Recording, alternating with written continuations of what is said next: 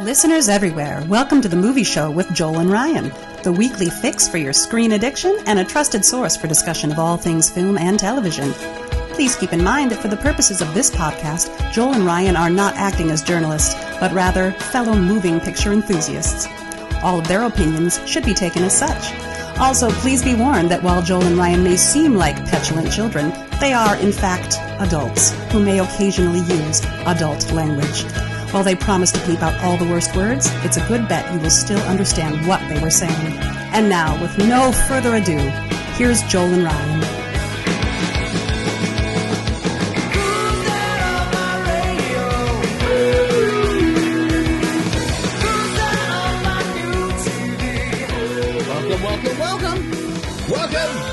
Welcome to the Movie Show with Joel and Ryan. I am Joel.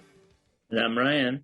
And we are back once again in that sweet, mint, rad, totally tubular year of 1982, baby. Last week we got us through the beginning of the year. We did have a brief foolish thought that we thought we could do an entire year in one show. We thought maybe it could happen. Yeah, it's almost as if that you and I have never listened to our show, though. We should really know better at this point. I really don't listen to the show. I do not care for the hosts. I know. I don't. I think that, otherwise it's a pretty good show, but I think that it sounds good. I just think that whoever's doing the video feed of it that's like really full of himself. But anyway, so we decided, okay, you know what? Let's just lean into it. We are going to really get into because summer 1982 is you're about to hear some pretty iconic movie titles, and they all came out in the same year. And it was, boy, what do you choose? What do you choose at the multiplex? Whew. But it's really, there's something for everybody. I know the answer to that one. Yeah, well, yes, we will get to that too. All right. But first we last week we did spend a little time talking about some of the iconic people that we lost. We lost another iconic actor this past week, and we just want to honor her real quick before we get into 1982, and that of course is Nichelle Nichols from Star Trek. And at a time when seeing a person of color on screen was just a person of color on screen who wasn't playing a criminal of some kind. She was iconic. It was a big deal. Yeah, because she was right in there with it. She wasn't just like you say, a person of color on screen. She was a woman of color in a really, really important role amongst this Star Trek crew. The communications officer, and she was great, and she really changed the way people saw stuff. The best testimonial out there for the effect she had on a little girl is to listen to Whoopi Goldberg talk about Nichelle Nichols. It puts stuff into perspective that we don't exactly share because we weren't born yet when that show was on, and because we're just a couple of suburban white kids. Joel reminded me before the show started that she used to help recruit talented technicians and scientists for NASA because she just had this weight of she was able to sell the excitement of the adventure of it all, but because of how cool Star Trek was and her role, and she was able to show that help sell the inclusivity of it all. And that's going forward beyond Star Trek. That's always what that's always sort of the role that she's played in entertainment.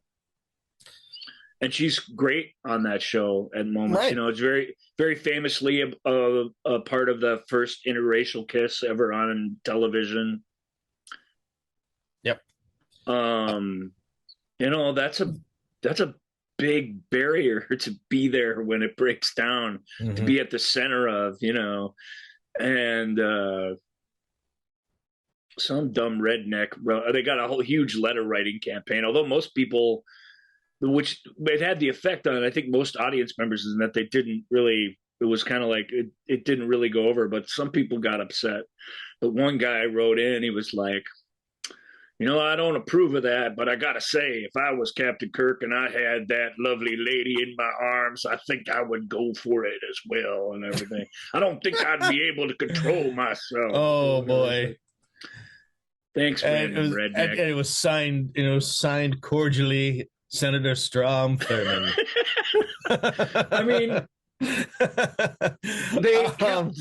they kept that letter because it's funny, but also just because that's that maybe in a meager way, but that's evidence of a boundary being shattered. It really, really is. Absolutely. That somewhere out there, this dude was like, wait, huh? I'm supposed to be mad at that, but I guess so. It's how it starts. It starts. It's how it's those first dominoes to fall. That's a big deal. So there is a terrific documentary on. I know you can watch it on Paramount Plus if you have a subscription to that. Might be available on Peacock if you are if you are a Comcast or Xfinity user, or you actually subscribe to Peacock. Or subscribe to Peacock. Woman in Motion, it's called. It's a documentary all about her effect on especially young women of color getting involved in science and technology because of Uhura. All right, so Nichelle Nichols, thank you. We salute you. You are just you will be missed. You are awesome. And all right. Okay, so 1982, when we last left you, we were in May, and we thought we were done with May. Oh no. But we left off one big movie that came out in May. But first, let's get our little year in review, or the year that was. What do we call that again? It's not the year that was. It was the year in film. The year in film, of course. Yeah. So the year that was. You sure you're ready to do this today, man? I don't want to put any extra pressure on you. Yeah, well, it's okay. It's been a bit of a week, but we're okay here. We're okay here in the bunker. All right. All right, yeah, the year in film, 1982.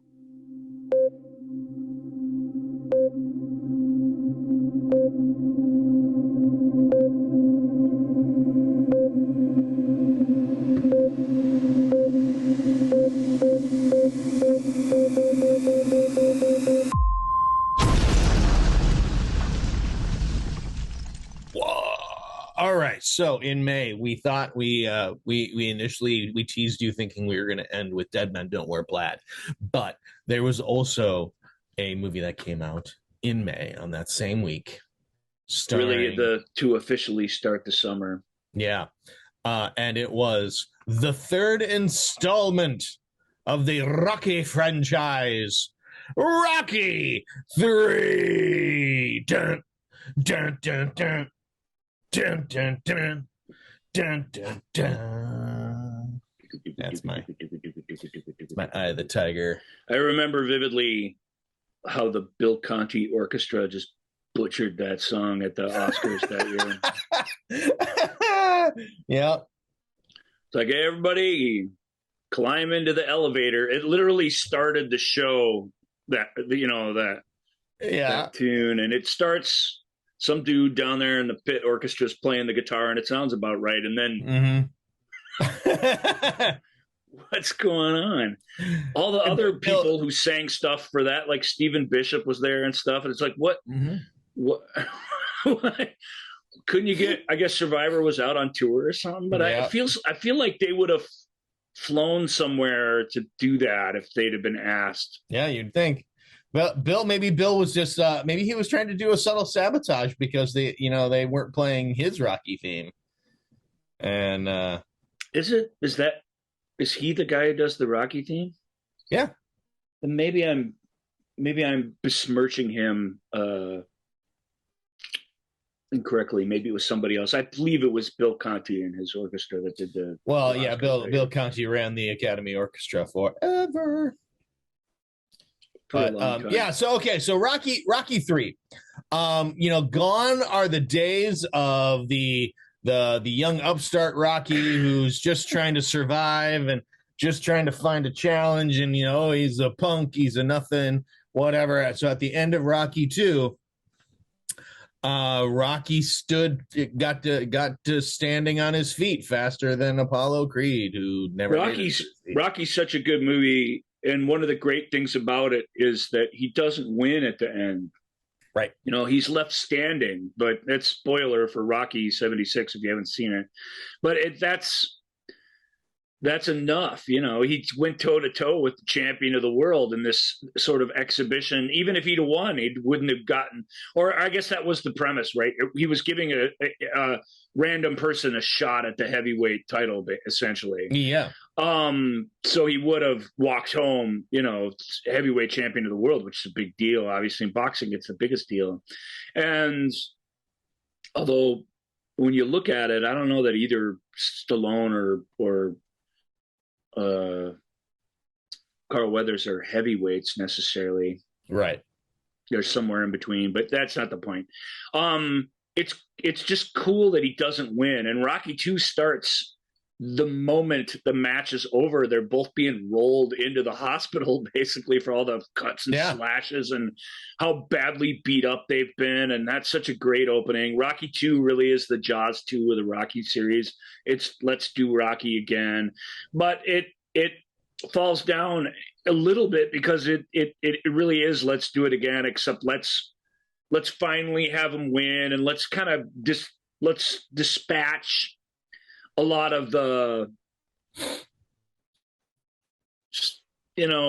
more nuanced storytelling for a straight up it's almost like they have to do a sequel. They got to push the buttons harder to get you to that same spot than the first movie does. So, But it ain't bad. It really, as far as let's do Rocky again, it's pretty good. You could see Rocky's still sort of, he's a folk hero now, but he's still part of the neighborhood, and you get to travel back to all those same places and those same relationships. And it works great in that way. Rocky 3 is where the Rocky franchise really starts. It's a totally different deal.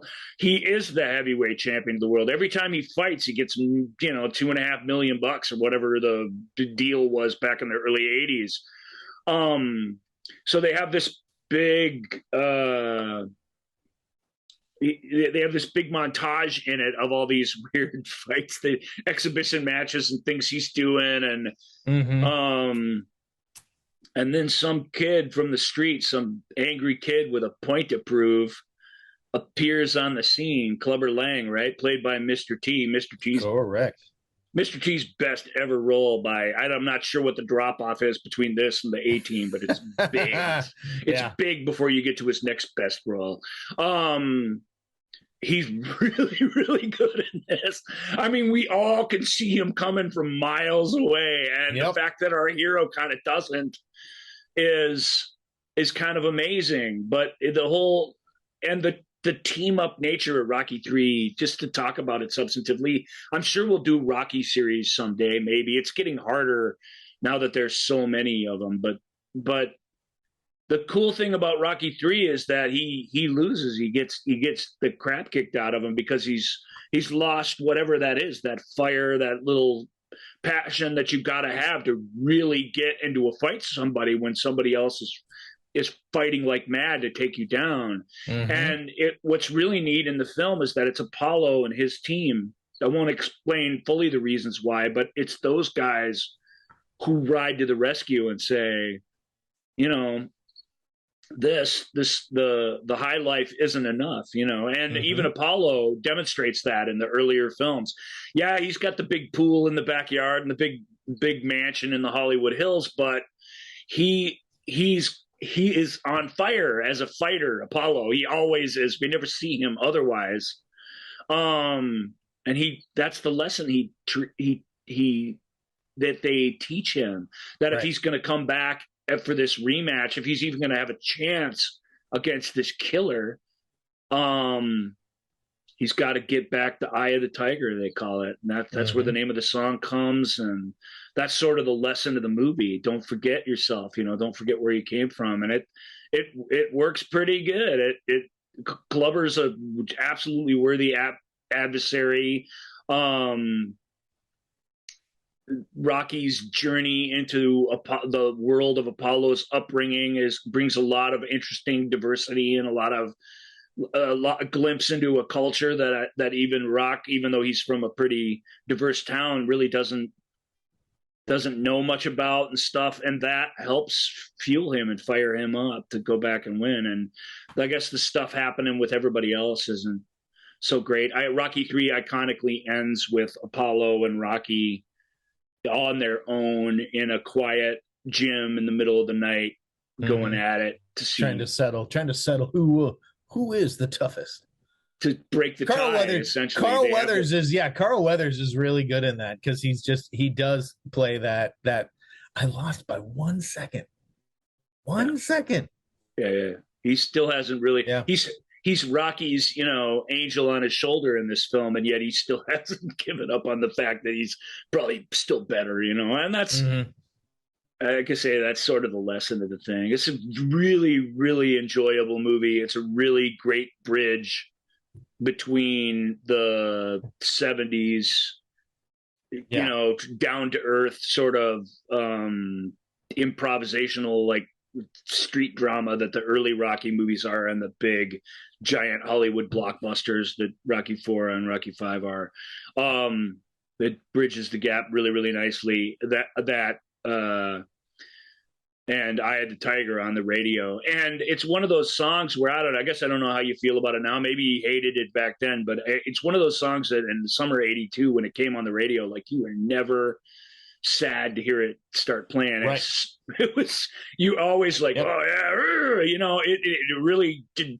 It's silly now because it's been all these years and it's been in all these parodies and all this stuff. So when you hear it, you think of it a different way. But back then, I mean, that it took that sort of iconic. The Bill Conti, who I was just ripping on, his Rocky theme really is outstanding, but this era needed something different, and Eye of the Tiger is just outstanding, and it gets to the heart of exactly what the movie's about, which is also super cool, because that can be cheesy too, right? Rocky 3, I mean, Eye of the Tiger is it's iconic song. It also Rocky 3 became the template for like all of these. I mean, a training montage. I mean, Rocky 3 became the template. It wasn't the first to do it, but boy, it really. Well, both the other Rockies have training montages, obviously. So it's not even the first Rocky movie to do it, but right. It's with the rock song playing in the background, heavy guitars, and the guys running on the beach. I'm trying to think of the song that was playing during that montage. It's not Eye of the Tiger, I don't think, at that point. No, that's them bringing the Bill Conti music back for a. Let's see, yeah. Which they bring back in every movie, one way or another, but it's good. Rocky 3 was the third highest grossing film of the year. It was a huge hit, and because it sort of it puts you through those paces, it really does. It wasn't considered a drop off from anything that you'd seen before. It was actually kind of, in its energy and everything about it, it was kind of an escalation. It really did leave behind the working class hero Rocky character for good, but you had to do that at some point too, honestly. So, I was getting in the next movie, and I was thinking of Hearts on Fire by John Cafferty, but that's in the fourth movie. when he's dragging logs and stuff in Siberia and everything. That you getting those mixed up? Yep, getting the song. Yeah, I have Hearts on Fire, that stuck in my head on that. There's 2 training montages in Rocky IV. Oh, yes, there are. Just to up the ante. Yes, they are. Yeah, they're like me. Well, what if one's good, 2's got to be better. All right, so Rocky III. So that actually caps us off at May. If you want to know something, but since you brought up Rocky IV, I actually got the copy of that sort of limited edition soundtrack to that.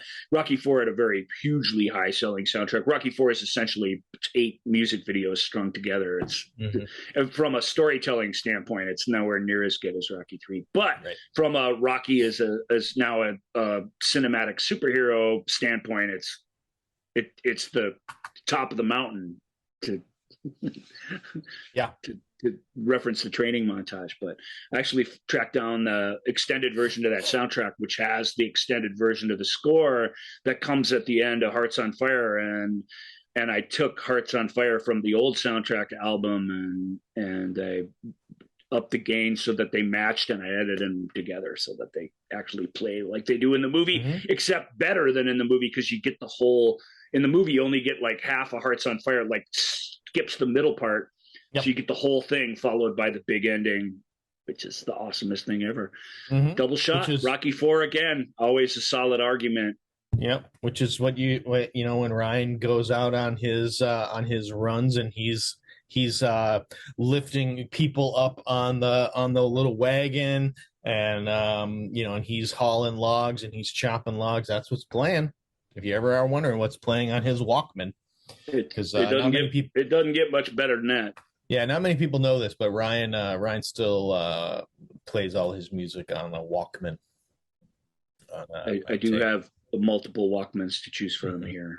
Yes, he has his dress Walkman, his casual Walkman, his sport Walkman, his still got the yellow water resistant Walkman. Yep, the swimming Walkman. Yeah, so he's got all of those. It's he has it's a cornucopia of Walkman colors. All right, so that takes us to the end of May. So now that like summer has kicked off now. We are into it. So we get into June, and we start June with a little bit of scary.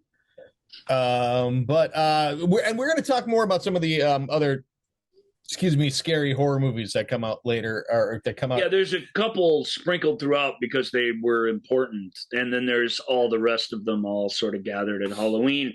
Not because they came out then, because I just didn't want this journey through 1982 to keep getting interrupted by slasher films. As we said last week, there was one out every week. Every week had one. Almost every week, it was crazy, and I just thanks. No thanks to most of those. Yeah, but this one is a pretty important one. It's Tobe Hooper's Poltergeist. Wow. Yeah, this movie scares the crap out of me. Still does. Really? I don't watch it. I'm immune to Poltergeist's charms for the most part. There's things that I really like about it, but I was never scared of it. I felt like it's too. What's the scene where they come in to see the kids' room and the weird records are floating and like the records being played by like a toothbrush or something, and I'm just like, what? I mean, as soon as that because it's creepy at the beginning, but as soon as they bring out the like space magic effects and all that crap, I was just like, okay, this is not scary anymore. It's just loud and obnoxious. But until you get to that point, it's really, really well done. Tobe Hooper's a really, really good director, and even though he's got to negotiate some pretty crazy moments, he does a really nice job with it. I mean, the little girl at the TV is this sort of chilling, calm, spooky thing. I'm guessing, we'll see what happens, but I'm guessing when you tuned into the show this week that's probably the image that you saw. We'll see. Maybe I'll think of a better one between now and then, but because it's absolutely, as far as summer 82 goes, that's the iconic image from it. The hands on the snowy TV screen, and there's something in there. And even though we don't know that it's bad yet, we do know that it's bad. That's good storytelling. Like, there's not just because we know what movie we came to see, but she's talking to them and they're befriending her. And the idea that they're tricking her is really, really awesome. But it's mixed with this a Native American lore that finds its way in there that doesn't really fit with anything that they're saying. It's this idea that these corpses are partly making this happen. Like, there's not a clear explanation for any of it. And the supernatural probably should be that way, but I don't know. Even the seance scene, like, it's cool, but it's all those industrial light and magic effects that, to me, they undo the thing for me. And the fact that the scariest, goofiest stuff happens to the people we don't really know, like dude man peeling his face off. I'm not scared by that. I am scared by that tree, though. Yep. I wouldn't want to be, so there's scary stuff in it. So I don't want to just diss on Poltergeist, but I'm not sure. Joel, tell me, what is it that it really connects with people? Is it the fact that it's this prefabbed, like, late 70s, early 80s home that they live in that was like our homes? And it's the familiarity, right, that really gets you, the members of the family. And it's the, I mean, they are a quote unquote, like, pretty prototypical family. And the fact that, I think it's what you said, the fact that it all starts with the youngest child, and she's adorable. Heather O'Rourke playing Carrie. Carrie. I don't know. Carol Ann. I was like, that's not right. Carol Ann. But yeah, so and I think it's that it speaks to the vulnerability that you feel, when you have a young child, and you want to protect them. And in this case, no matter what you do, you're not able to. It has the film sort of wisely skips that our child is missing what you actually have to do when that happens, and it goes right to the supernatural investigation. Right. You sort of assume that the police or somebody was involved in this at some point, right? But it just goes right past that. The two cats that wrote the script for Poltergeist, when they met with Steven Spielberg, they were sort of offered one of two jobs. He said, "There's two stories I kind of want to tell. I want to do a remake of A Guy Named Joe, which is one of my favorite movies from when I was a kid, and I want to make a suburban haunted house story." And they're like, "Oh, can we do the haunted house story?" Like, they really were like, "Please, that one." And it does have the feeling of, like, every cool idea is put in there. I remember when I first saw every haunted house story they had is crammed into this film for whatever reason. And it does work because that is kind of how it would be. The less explained any of it is, so the more effective it is. I love the chairs sliding around and the piling themselves up on the table. That's still one of the coolest, like, just practical cutaway one shots ever, really, in movies. It's that good. And you freak out like she does when she comes back around the corner and they're all, like, piled on top of each other like a sculpture in the kitchen. I love that scene. So there's things in Poltergeist that I just adore. For me, it's a couple of I hate clowns. Always hated clowns. So that was. So what a terrible toy to buy for your child, a clown that is the same size as them. Blech. Yeah, no, not well done. And then it, like, the scene in the rain and the pool with all the skeletons and the mud and all that stuff. But they're all just dead. I know, but that gets me for some reason. That one gets me. It's always creeped me out. It's oof, that one's tough. So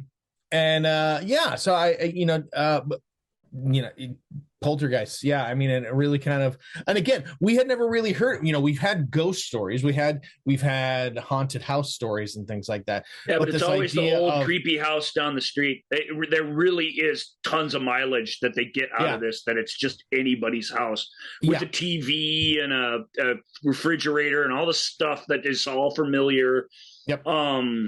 We've never heard of this idea of a poltergeist, and that word is so spectacular. Thank you, Germans, again, for such a great poltergeist.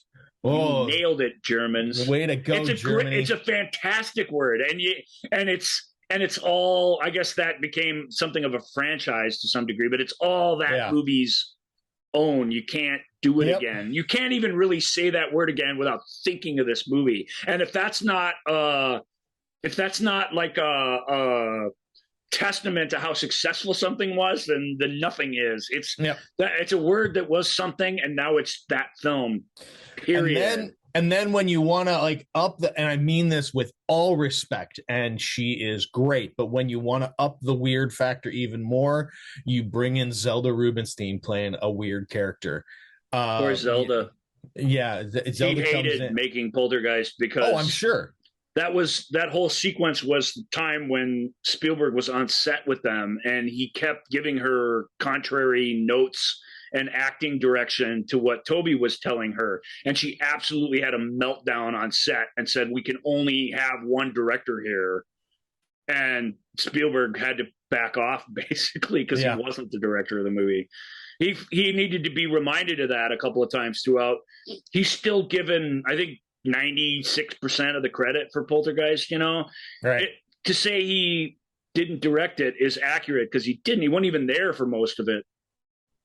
But he did executive produce it, the same way Lucas did for Empire Strikes Back. His imprint is still all over it. It was his editor that was working on it.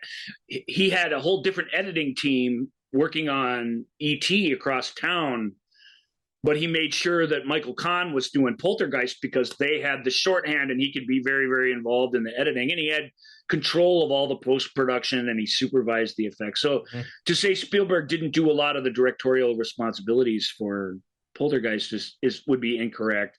But to just say that he directed it with Tobe Hooper as some sort of figurehead, just stand it, exactly, is completely wrong. Toby was on set every day, pointing the camera and deciding what happened, and doing that show, and so he gets all the credit for that, and should continue to.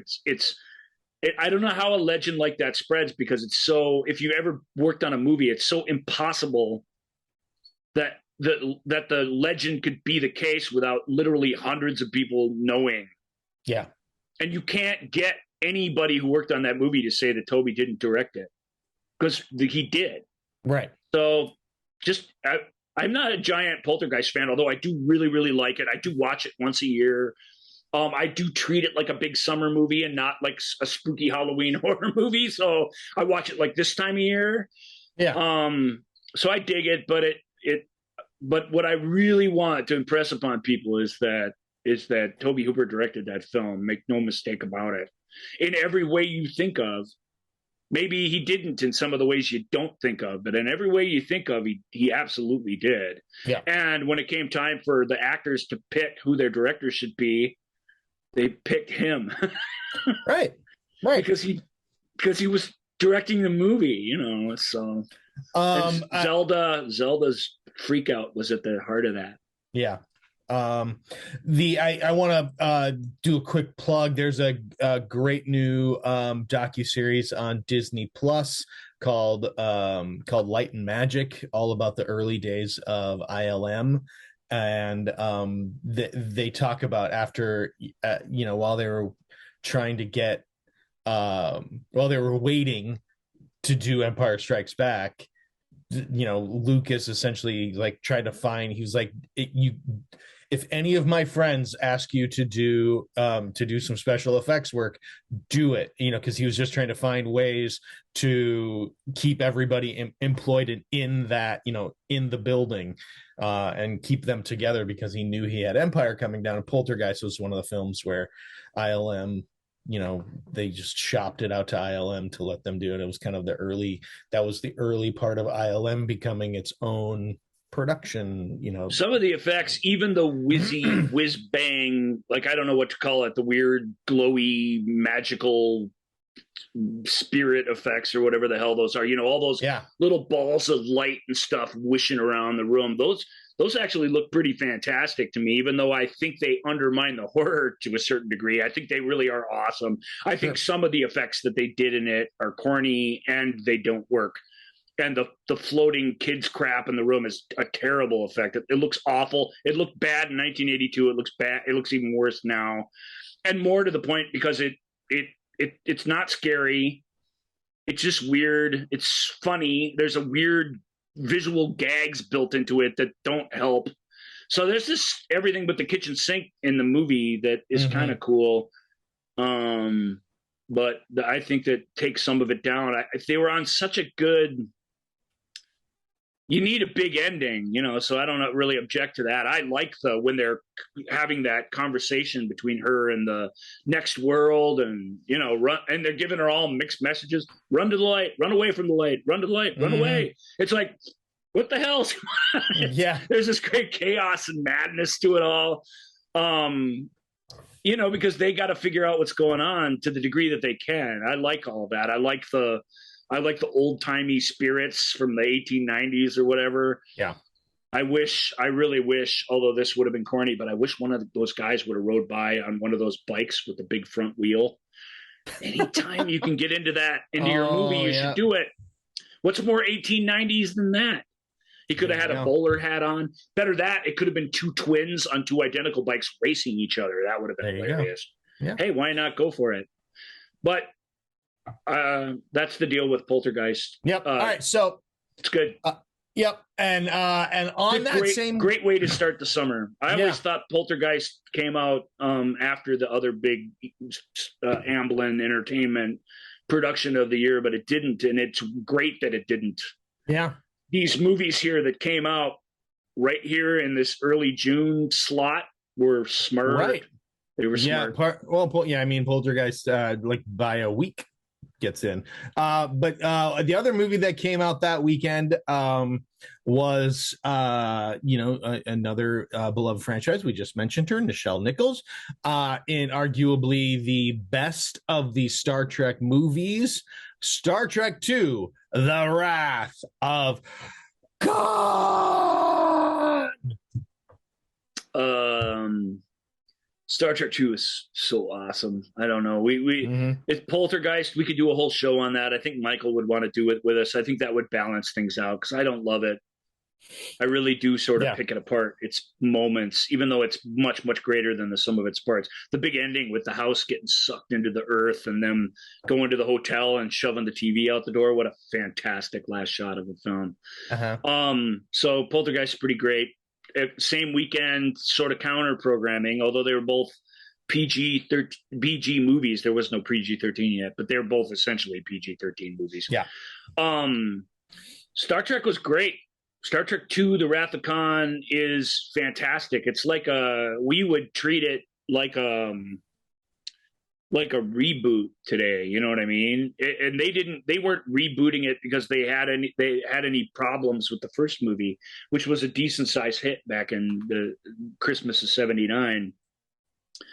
They were rebooting it because they just kind of had to, because they couldn't do that kind of movie again, basically. So they did a crazy thing where they hired two outsiders who'd never worked on Star Trek before. Harv Bennett, the producer, who was basically a TV producer, and Nicholas Meyer, who hadn't seen a lot of Star Trek and wasn't super interested in Star Trek.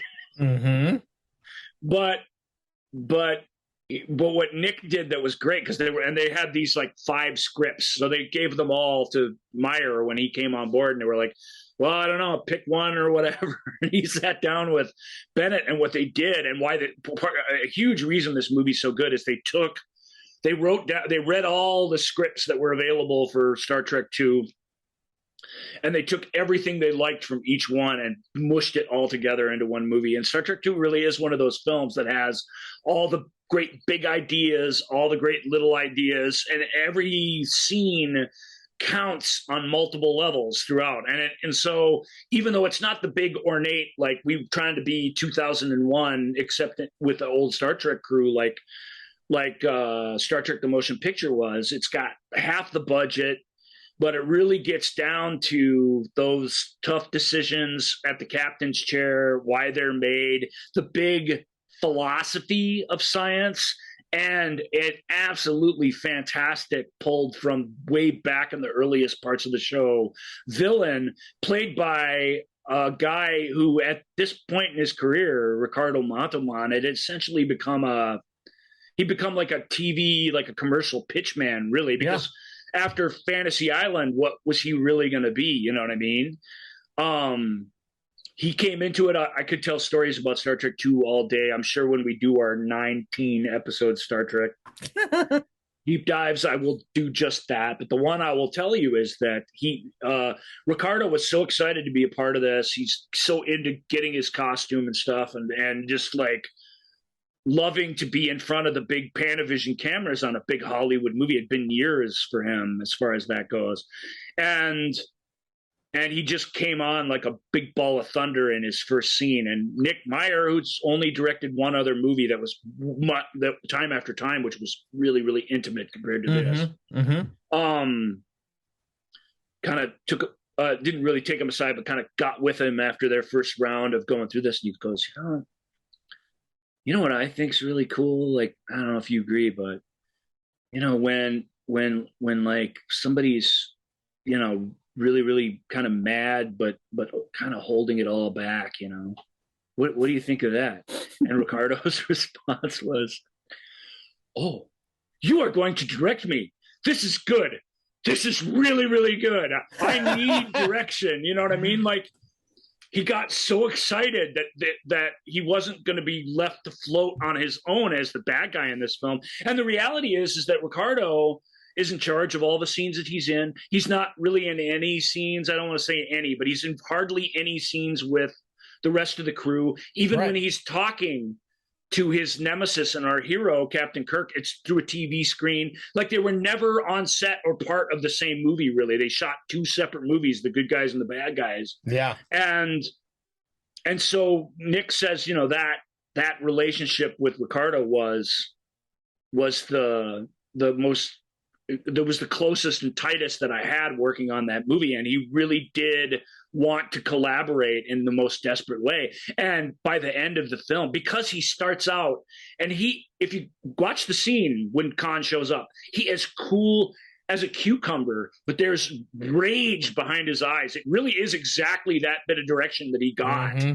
And he just took it and played it to perfection. And by the end of the movie, where his face is falling off and he's screaming like Shakespearean quotes into Moby the thing. Dick. He's screaming the Moby Dick quotes at him. Right. It's been this thing that builds just perfectly to get there. And it's a stunner, and like I said, I don't want to spend too much time on this movie because the show is running long already. And this is the third movie, but Star Trek 2A, it was one of the early summer movies. So it got its due. The critics loved it. It was a big hit. Poltergeist the same. Rocky III's the same. These movies all did really, really well on the year. Mm-hmm. And I really believe in my heart that the timing of when they decided to come out absolutely was a major, major part of why they are considered successful. But Star Trek II is considered successful because it really, with half the resources, gets back to what Star Trek is, and yet it really very effectively does the big screen, widescreen, cinematic space adventure every way that you want. And that's Bennett making it work on a shoestring, but it's Meyer. It's Meyer's coming from this world of literature and just infusing all these great science fiction ideas into the film with the authority of, like you say, Melville, Shakespeare, Dickens. It's all in there. And it's so audacious to load that film up with that stuff. And yet it does, and it works. And it is for my money, it's not by a lot, but it is the best big screen Star Trek film ever for that reason, because that stuff just works fantastically well. The Star Trek. We'll be back. I don't feel bad leaving it at that, because we'll be back. We'll be back to Star Trek 2. We'll revisit Poltergeist. It'll happen. You'll see. And we'll really get into the nuts and bolts of it. Yep. Summer '82, baby. Yep. Our next movie is a comedy. Came out the following week. A comedy directed by Sidney Poitier. Yeah. And starring Gene Wilder and Gilda Radner, called Hanky, and I should say, and friend of the show J.O. Sanders, called Hanky Panky. Woo! I was not Hanky Panky's PG rated too, but I was not allowed to watch it because of its title when I was a kid. Because mom and dad could look at the name of that and go, "Oh, that's not for you," which is too bad because you watch it later and it's not as good as if you saw it in the day. But it's still a pretty fun, really fun Gene Wilder movie. This is the second Gene Wilder Sidney Poitier team up. Poitier directed Stir Crazy as well. A lot of people forget. So of Poitier's directorial projects, most of them were screwball comedies, which I think is crazy, but it's kind of awesome. And of course, this is a film where Gene and Gilda Radner met, and that became one of Hollywood's great true love affairs, honestly. And that energy, sometimes you do capture that on film, and that's really what this film has going for it, because the script and some of the gags aren't great, but Wilder he's so good during this era, and Gilda's is fantastic. And what's even better about her is it's impossible for her to be a straight person. She has to kind of be one, which is great because you get to see her actually act and not just do sketch comedy like on Saturday Night Live.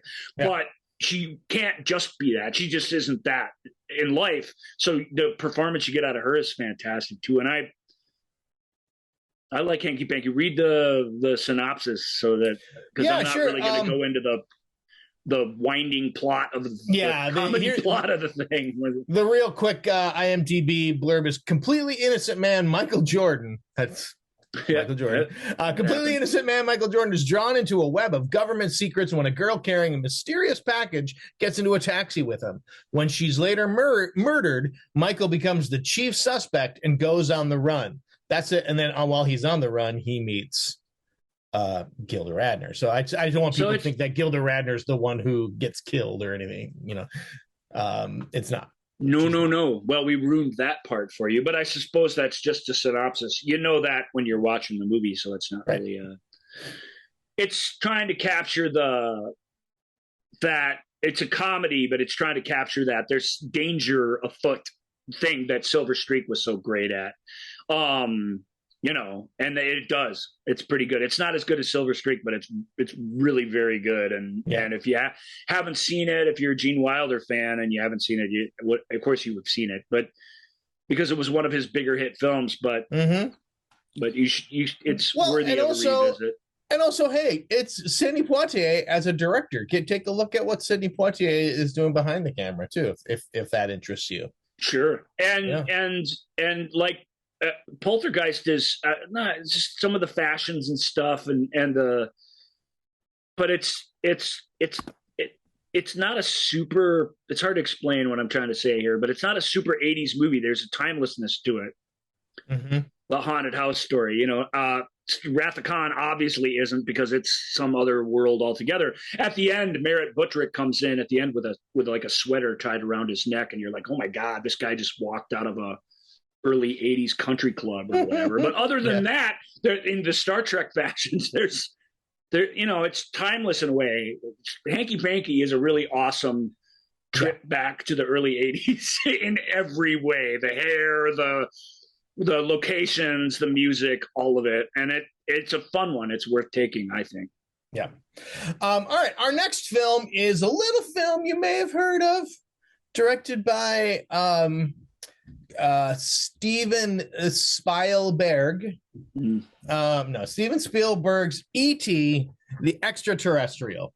The Extraterrestrial. Don't leave that part off. That's part of the official title, Joel. Yep, and that's why I said it. E.T. the Extraterrestrial. E.T. the monster from outer space that ate the summer of 1982. Just gobbled it up whole. What's Andre Braugher say in Brooklyn Nine-Nine? He's a monster. Did you cry at the end when E.T. died at the end of E.T.? And what's her face is like, yes. He's like, and the other chick who doesn't cry goes, Rosa. Yeah, she goes, E.T. wasn't a monster. He caused quite a ruckus. That's what he says. Yep. It's maybe my favorite exchange in all of Brooklyn Nine-Nine, of which there are many, but that one is, E.T. did cause quite a ruckus. You know, if you were an authoritative law enforcement officer watching that movie, you might see it from a slightly different perspective. Those guys get their ass handed to them, and more so, they get humiliated and embarrassed. So that's rough going. But E.T., man, just every time I see E.T., what a gorgeous movie. It's so otherworldly beautiful and magical. The opening scenes with the collecting plants and stuff, it's our world, but it's like from another world, and the whole thing, where the light sources are coming from, and it's just filled to the brim with magic, and I love that. Melissa Matheson, who had written Black Stallion, or adapted it, Black Stallion, for the screen, which was a huge hit, had thought she was gonna quit screenwriting because she didn't think she could top that. And while they were working on Raiders of the Lost Ark the year before, Harrison Ford had started dating her, and Spielberg said, "Oh, we were gonna use her for my next movie, but she didn't want to do it." And he's like, "Oh, she should do that movie. I'll convince her." And he did. And the power of the script of E.T. is everything. There's a lot of improv stuff. There's a lot of Spielberg, that sort of magic he discovered. I think on Close Encounters, he didn't know for sure what he was doing, but he got this sort of amazing, magical kid performance out of Carrie in Close Encounters. And this is very much like E.T.'s very much at like a smaller scale, like step cousin of Close Encounters in a way. They do feel related in a way. They have that same sense of style to them. But this is more of a square image. It's this intimate thing with this little family living out in the suburbs, same as before. That scene where they're ordering the pizza and playing Dungeons and Dragons, and what's the bad word that he calls them in the movie that makes Dee Wallace laugh out loud? I can't remember. It's like dick breath or something, penis breath. Like, so the way there's a Bad News Bears sort of way the kids talk to one another that's very lively and fun in the film. The older brother and his friends are fun every time they show up. But the relationship of this kid with this kind-hearted kid who is, Peter Coyote says that the scientist, in charge of the America's like hunt down the aliens team, says at the end, I'm so glad that he met you. And that's the crux of the story, one of the best bits of humanity. This kid with all this belief, really all he wants is another pet. But that relationship grows the way any friendship sort of grows, even a nonverbal one. It grows and becomes this sophisticated and meaningful thing throughout. And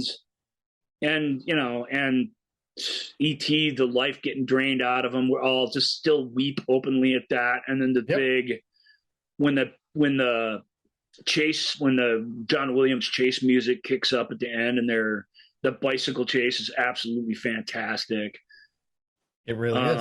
And the 80s are filled with movies where, a flying saucer comes down and picks up the alien and takes them off to the heavens, but there's no better ever than it is in this. E.T.'s perfect. It captured the nation's imagination, and they didn't want anything different.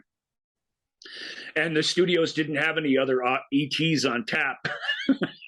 They had a couple hidden in their piles of scripts, but they weren't going to show up until the summer of '84. So you didn't have that, and that's what the world wanted. And E.T. survived in the cineplexes and on the limited amount of screens available in 1982 all the way till Halloween, basically. And things came and went, but nothing. And the list of movies we have coming up are impressive. They really are impressive. Yep. And none of them were able to make their mark in their day, because E.T. he was that monster, and he did cause such a ruckus that it just wasn't room for anything but him in the summer '82. And there, if you snuck in a week before, even, you did okay. Yep. Week after, wait till you hear what came out the week after. It's like you didn't have a prayer. You didn't have a chance. If for no other, I mean, you didn't have Neil Diamond wrote a song because he was so inspired by E.T. So did Michael Jackson. And recorded it and got it out there before the summer was even over. Just like, oh my God, I have to write this. I can't remember what. Yeah, it came out on his album the next year, but get the single out while the getting is hot. Let's hop on the ET bandwagon. Of course, Neil Diamond was, again, like the rest of us. It wasn't just some cynical cash grab. He was already one of the richest musicians in America. Right. He was just moved tremendously by the story and wanted to be a part of it, wanted to express those feelings. And there you go. Yep. Turn on your heart light, man. Turn on your heart light. I found myself at a wedding when I was a teenager where I had to give a toast. And that's what all I did was read the lyrics to that song. That's spectacular. Well, I didn't know what to do. I was 16, 17. Mm-hmm. I was too young. You didn't have the droll wit that you. Well, and the whole family was like Neil Diamond fans. You know, they were like Neil Diamond family. So they some of the people you don't really get what you're singing until you get to the chorus or whatever. And if you read it, you really don't know what you're saying. Mm-hmm. But they knew the first couple lines, they knew right away. And then they laughed more when they realized I wasn't going to stop. I was going to read the whole song and sit my ass down. Like it wasn't just going to be some, Webster's dictionary defines marriage as.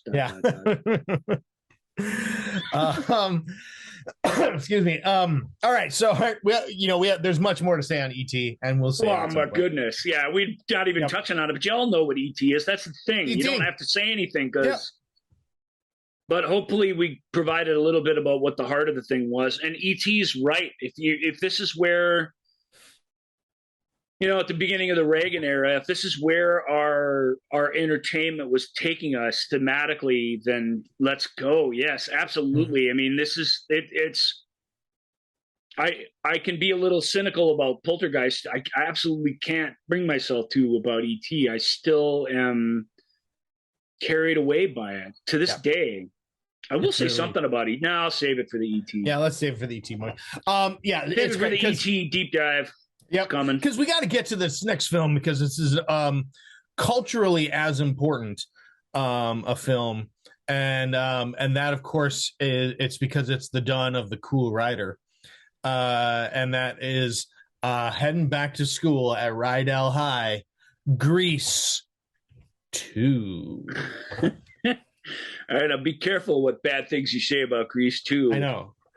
I might poke the bear on this one because maybe we'll get some public comments. Get people going. Why? Because no, Grease 2 sucks. I hate Grease 2. What? I can't hate it. I do. Why do you hate it? I don't know. I think the song. I think the songs are bad. The support. As much as I will champion Adrian Zemed as much as the next guy, but no, he's not tough. I found him, laughable. The rest of the T-Birds are laughable. The soundtrack. The song. Some of the songs are really fun, but the incidental music is so cheesy. It pulls me away. Well, and look, even the songs, even the ones that are good, like you are following Grease, which is an all-time popular stage musical whose songs were buoyed greatly by the 1978 film, which until Dirty Dancing came out was pretty much the Star Wars for the ladies out there. It had a shorter shelf life than some, but that movie was beloved by everybody. Even in the 90s when we were DJing and stuff, you put on that Grease Mega Mix is about 11 minutes and 20 seconds long, and I could put it on and I could go have a cigarette because I didn't want to listen to Grease either. But but everybody was happy to hear it in almost any setting. You know what I mean? Whether I was in a club or whether I was at wherever I was, everyone was happy to hear those songs or whatever. So yeah, you're following a monster, really. You don't get any of the original people back sans one. And the original plan was to get as many back as possible, and you got none of them back. So I mean, that it's already weighted under that. It came out the same week as E.T. It's going to take that trivia to bed with it for the rest of its life. Nobody saw it. Nobody saw this thing in the theater. Like hardly anyone saw it. And by the next week, by the time its reputation as being this pale comparison of its predecessor came out, nobody was going to see it. So it definitely flopped, but it's from this era, and this is the story of a lot of these movies to come. And Grease 2 is no different. It's from this era where it got played on HBO and Showtime, and it got proliferated. It got a poster of it hung in a video store, and people of our generation, particularly women, and a couple of women I know personally, and one that's intimately associated with this show, love it. Mm-hmm. And so I am forced, I've only seen it twice, but I'm forced to go back to it when I saw it recently and go, why do you love that? Mm-hmm. And I watched it with that in mind, and it's pretty neat. Michelle Pfeiffer's great in it. Maureen Teefey's one of my favorite actors from Minnesota, #OneOfUs. There are these really cool ancillary performances, and everybody's giving it a go. It's got a fun energy to it. And it's I don't know, you don't like the side characters, but that's what I like. That's what I think is great about it. I think all the background players and all the little bit parts are infused with visual and personality, so that you recognize these people even when they're not talking or when they're not doing whatever throughout the movie. And I really, really think that's fun. But it's not Grease. And I don't know that Grease is really that good a movie. The director who was making it doesn't think he did a very good job. But Grease is such a good musical that it transcends how you do it. That's why it works on stage at a junior high. It still works because it's you can't really mess it up very badly if you can just kind of sing it and bark the sort of superficial lines out at each other. The thing plays to the end, and its essence comes to life before your eyes. So that was a movie you couldn't mess up. This was a movie that you could, and maybe even you didn't, but it was just the weight of being a second Grease film without that time-tested stage play to back it up. You know, it flopped, but it's our year of flops, on the list of flops. It's a beloved one. It's a cult film. It's a beloved. Truly. Yeah, no, I get it. I get it. And I'm fully prepared for a lot of our listeners to come after me because I say Grease 2. And it sucks. It's not good. It sucks. Yeah. All right. Yeah, it's just fair enough. It's my opinion. However, I mean, take my opinion on Grease 2 for what you will, because the next movie we're about to talk about, I was obsessed with as a kid. Yeah, I fell in love with the SR-71 Blackbird spy plane. The movie is Firefox, starring Clint Eastwood, and directed by Clint Eastwood. But to me, the star of it is this spy plane that's modeled after the SR-71. Eastwood seems to get that it's the star too, because the reveal in the film when you first see that plane, you see pictures of it and stuff, but when you first see it, this slow panning shot where we're watching it from our hero's point of view coming into this hangar is this, it's hard to explain. It's this love letter to this plane that they designed for this movie. Yeah. But what I like best about Firefox, and people argue Firefox doesn't hold up, or Firefox wasn't even good at the time, maybe. The post-traumatic stress stuff, the flashback stuff is handled in sort of a corny way, but it was one of the first big mainstream mainstream films now, a film that's not about Vietnam or the Vietnam experience, where our actual espionage 80s slick hero is going through something like that, is interesting.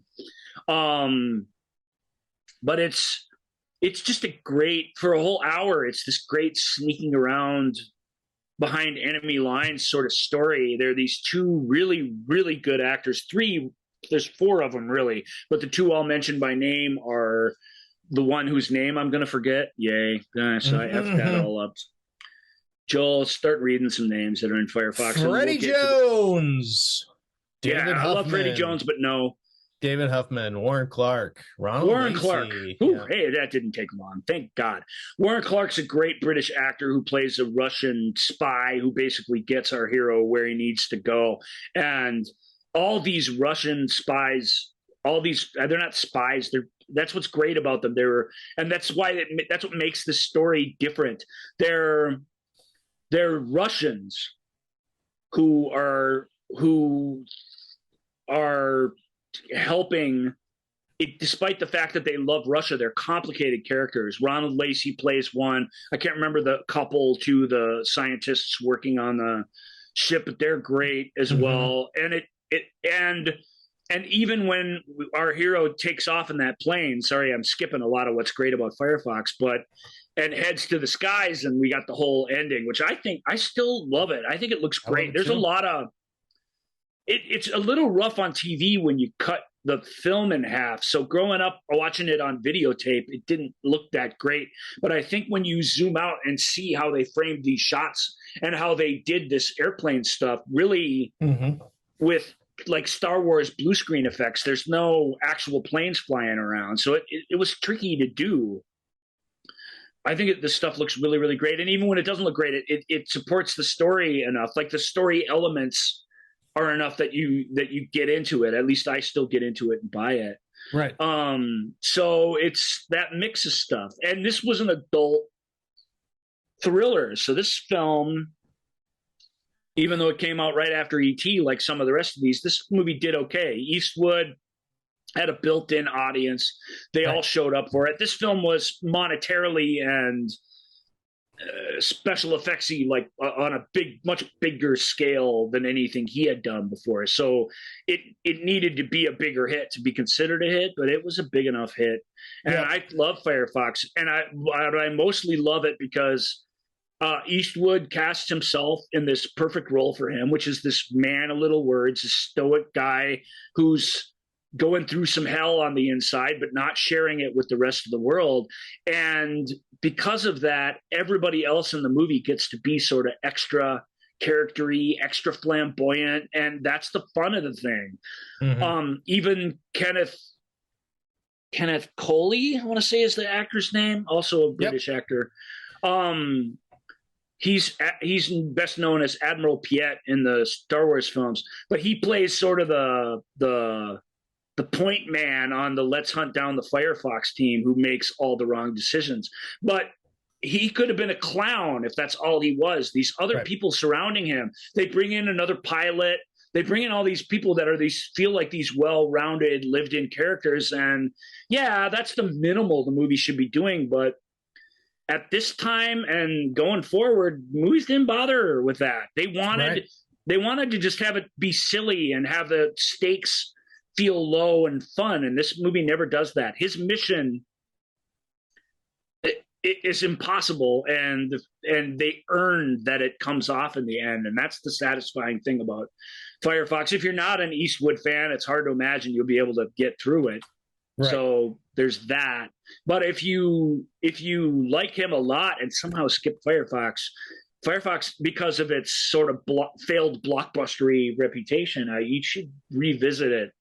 It's a really accomplished film. It's one of his better directed films and I say that just because of the inherent challenges within are tough to overcome. So I could not agree more with everything that you say. I sort of feel like, you mentioned E.T. If this is where our movies are going in the 80s, then bring it on. I sort of feel like movies went a little bit more in the Firefox vein as the 80s went on than the it's a vein. Cold War thriller, you know.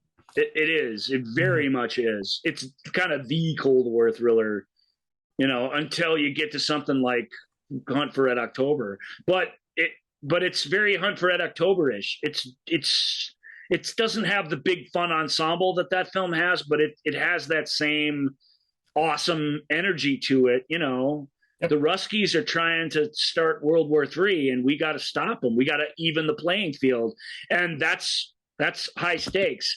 And then add in the other elements, and it carries out pretty well, I think. I will. Yeah, I will also say it's kind of Hunt for Red October before Hunt for Red October, in the sense that you have these guys who are like, this is a first strike weapon. The whole idea of mutually assured destruction and having that balance. Yep. It's as important to some Russian people as it is to some American people. And so it's like when something comes to that's definitely going to tip the scale, it's like, oh, we can't really have this. We kind of need to get that balance back. And like Hunt for Red October, its secret weapon is all of these Russian characters who are awesome. Yeah. And that's something that that a more militant thriller just wouldn't bother with. All the Russians would be bad, and all the Americans and the Brits would be good, and that'd be it. And this film is just much, much more complicated than that, very much to its credit. That's, to me, in the end, that's why it holds up. That's why it's not just a relic of its era. Because the Russian characters are complicated and cool, and even more than our straightforward gruff hero. They're fully fleshed out and interesting, and that's not a tribute to Clint the actor. It's a tribute to Clint the director, who makes sure that shit comes alive on screen. Warren Clark is just fantastic in it. I can't say enough about him. Yeah, it's a great flick. I watch it all the time when it came on a home video. All right, speaking of gruff hero, what better person to have as your dad, and also raising stepkids? The head of a large family is probably best personified by Al Pacino in Author. Was this technically a divorce movie? It isn't really. Not really. No, it's like a more serious version of Mr. Mom, maybe. Yeah. Al Pacino starring in a movie whose script was by his muse and Israel Horowitz. We talked about this quite a bit, actually, this relationship back in the because I'm going to blow through author just because we're running out of time. Back in the what's the name of my favorite actor again? I can't remember. Name of your favorite actor? Yeah, what's his name? Should I just know this? Yeah, we did a whole show on him. He was in a bunch of Al Pacino movies. Cassavetes, yeah. Yeah, no, Cazale, John Cazale. John Cazale. You got close enough, thanks. Because sometimes you guys, it's not that I don't know things. It's that sometimes things just go across the room and hide in the corner, and I can't find them. Yep. I know shit. Yeah. But the words are difficult occasionally. John Cazale, anyway, we did a whole episode on him where we talk about Pacino, Cazale, Israel Horowitz, their work on the stage together, and their work in film. This is an extension of that. This is a lovely 70s movie, kind of like Shoot the Moon, kind of like the other ones we've been talking about, who just found itself in 1982 without a home. But Pacino was a big enough star at the time that it didn't really matter. This film did okay, and it's still recognized as a pretty good movie. But it is, when you see it next to Firefox and all this Grease 2 and all this stuff, it really, you can see what a fish out of water it really is, especially as a summer movie release. I like Author, so I would say, check it out. Definitely. It's but for a Pacino movie of this era, it's actually not been one of the easy ones to find. Remind me who directed it, Joel? It was directed by Arthur Hiller. Yeah. So again, very old. You got this old school group of guys, these 60s superstars coming together to make a film in the early 80s. And I think it's the last gasp of that to some degree. There's a couple of movies coming up here that still to come by the end of the year. One of which, God bless you fans for writing in, and God bless you for choosing this movie twice. we won't get to that until our next show, but it's awesome. Thank you for doing that. It's authors read the synopsis so they know what it's about. That'll help them remember it. Yeah, while facing the stress of his play being produced on Broadway, a playwright deals with having to raise his son, his stepdaughters, and his stepsons. So it's a single dad movie of the 80s, which and the wife is leaving and saying, "Screw leaving my 4 kids with you as well." This person who has, because that happened all the time. Look, Author's really, really good. It's a nuanced movie about a playwright about a playwright going through this situation. It's really good. But I should say, E.T. has this. There's these hints of it, but it's not about this. But it has it. It has the single mom at the heart of it. The single mom in America was a very, very real thing at this time. The single dad was a gimmick to sell movie tickets. And I'm not saying that there weren't single dads out there, but when that was the topic of the movie, it was the whole movie. You see what I'm saying? Yep. And that's a raw deal, because there should be there should be more movies about single moms, and that's what the movie's about. Yeah. And I really feel there are some, but I really feel like there aren't enough by comparison, which is just another way that Hollywood is Max Dugan Returns is not a movie about a single mom. It easily could be a movie about a single mom. It is a movie about a single mom in a way. That relationship is there. E.T. is about a single mom. It really very much is. Yeah. But it isn't. That isn't what the movie is. No. Maybe that's the way to deal with these topics, perhaps. But I just saying that it, and I hate for author to carry the brunt of that. That's really for movies like Mr. Mom and, where it's all just, it's, dad has to vacuum the floor. How is he going to do it? We truly get that. And we get that a lot in sitcoms of the 80s too. Very much so. The idea of flipping the traditional gender roles on their head, who's the boss, that sort of thing. All right. Next up is a movie I don't think we'll talk about very much because we have a deep dive on this coming very soon. And that is Ridley Scott's Blade Runner. A little subtle movie that I think I don't know how many people have heard of it. It's not really talked about. But Blade Runner came out in June of '82. And I'll just turn it over to you. What do you want to say about it? Let's just skip ahead to the other movie that came out this same weekend. Sure. It is a movie called The Challenge. No, I'm sorry. I'm looking at The Thing. Sorry, The Thing. John Carpenter's The Thing and Blade Runner came out on the same weekend, a couple weeks after E.T. And they were the wrong movies. They were the wrong movies. They made the wrong movies, you know what I mean? When the writer and director William Friedkin is sitting down watching Sorcerer, which was very famously the film that came out the week after Star Wars in 1977, the writer said, "We made the wrong movie." That was his reaction. We missed a zeitgeist by a week, and we're effed because of it. And Blade Runner and The Thing, both of which will get their own shows, so you're right, we don't need to dwell on them too much, were the wrong movies at the wrong time, and yet they are both absolute stone cold. I don't want to say they're unimpeachably great. There's things you can criticize about both of them, but that only makes them more real and more, their flaws really make them a fully fleshed out thing. They don't ruin them. They help them become the awesome, real things that they are. The Thing is the story of this scientific crew in Antarctica who discover some unstoppable human virus that can mimic whatever cells it comes in contact with, all the way up to entire people, and the paranoia that goes with that, and the isolation of the location mixed with the tension that's already amongst these science guys and support staff that are this masculine group of competitive people to begin with just sends the thing soaring into the stratosphere as a mood piece, as a horror movie. The makeup effects in it are incredible. Blade Runner, likewise, is the very first sort of Mobius-inspired cyberpunk tale ever told in the cinema, and it's still the best one. It's never been topped.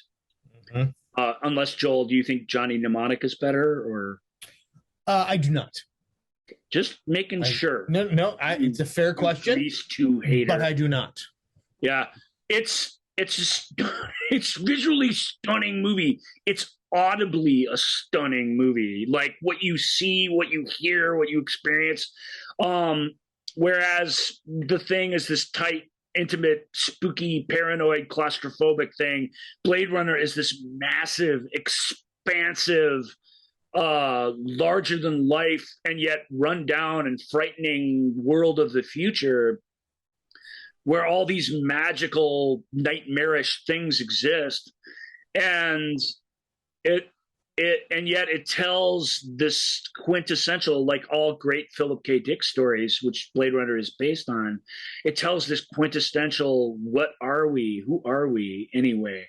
But ultimately, that's the question. What does it mean to be a person? And that feels like a little question, but it's the biggest question there is. And when cinema boldly wraps that up in this perfect, like, dystopian science fiction burrito, you end up with a near perfect film. And both of these are near perfect, and both of them just came out and they just splat at the box office. They came out to big acclaim because they were made by big accomplished directors. But the reviews were bad for them, which is crazy because they're beloved now. I defy you to go find a bad review of Blade Runner that was written from 1990 to present. I don't think you can find one. And you shouldn't be able to because it's amazing. But at the time, people were, it seems like Ridley Scott cares more about his art direction than his characters. You know, that's it.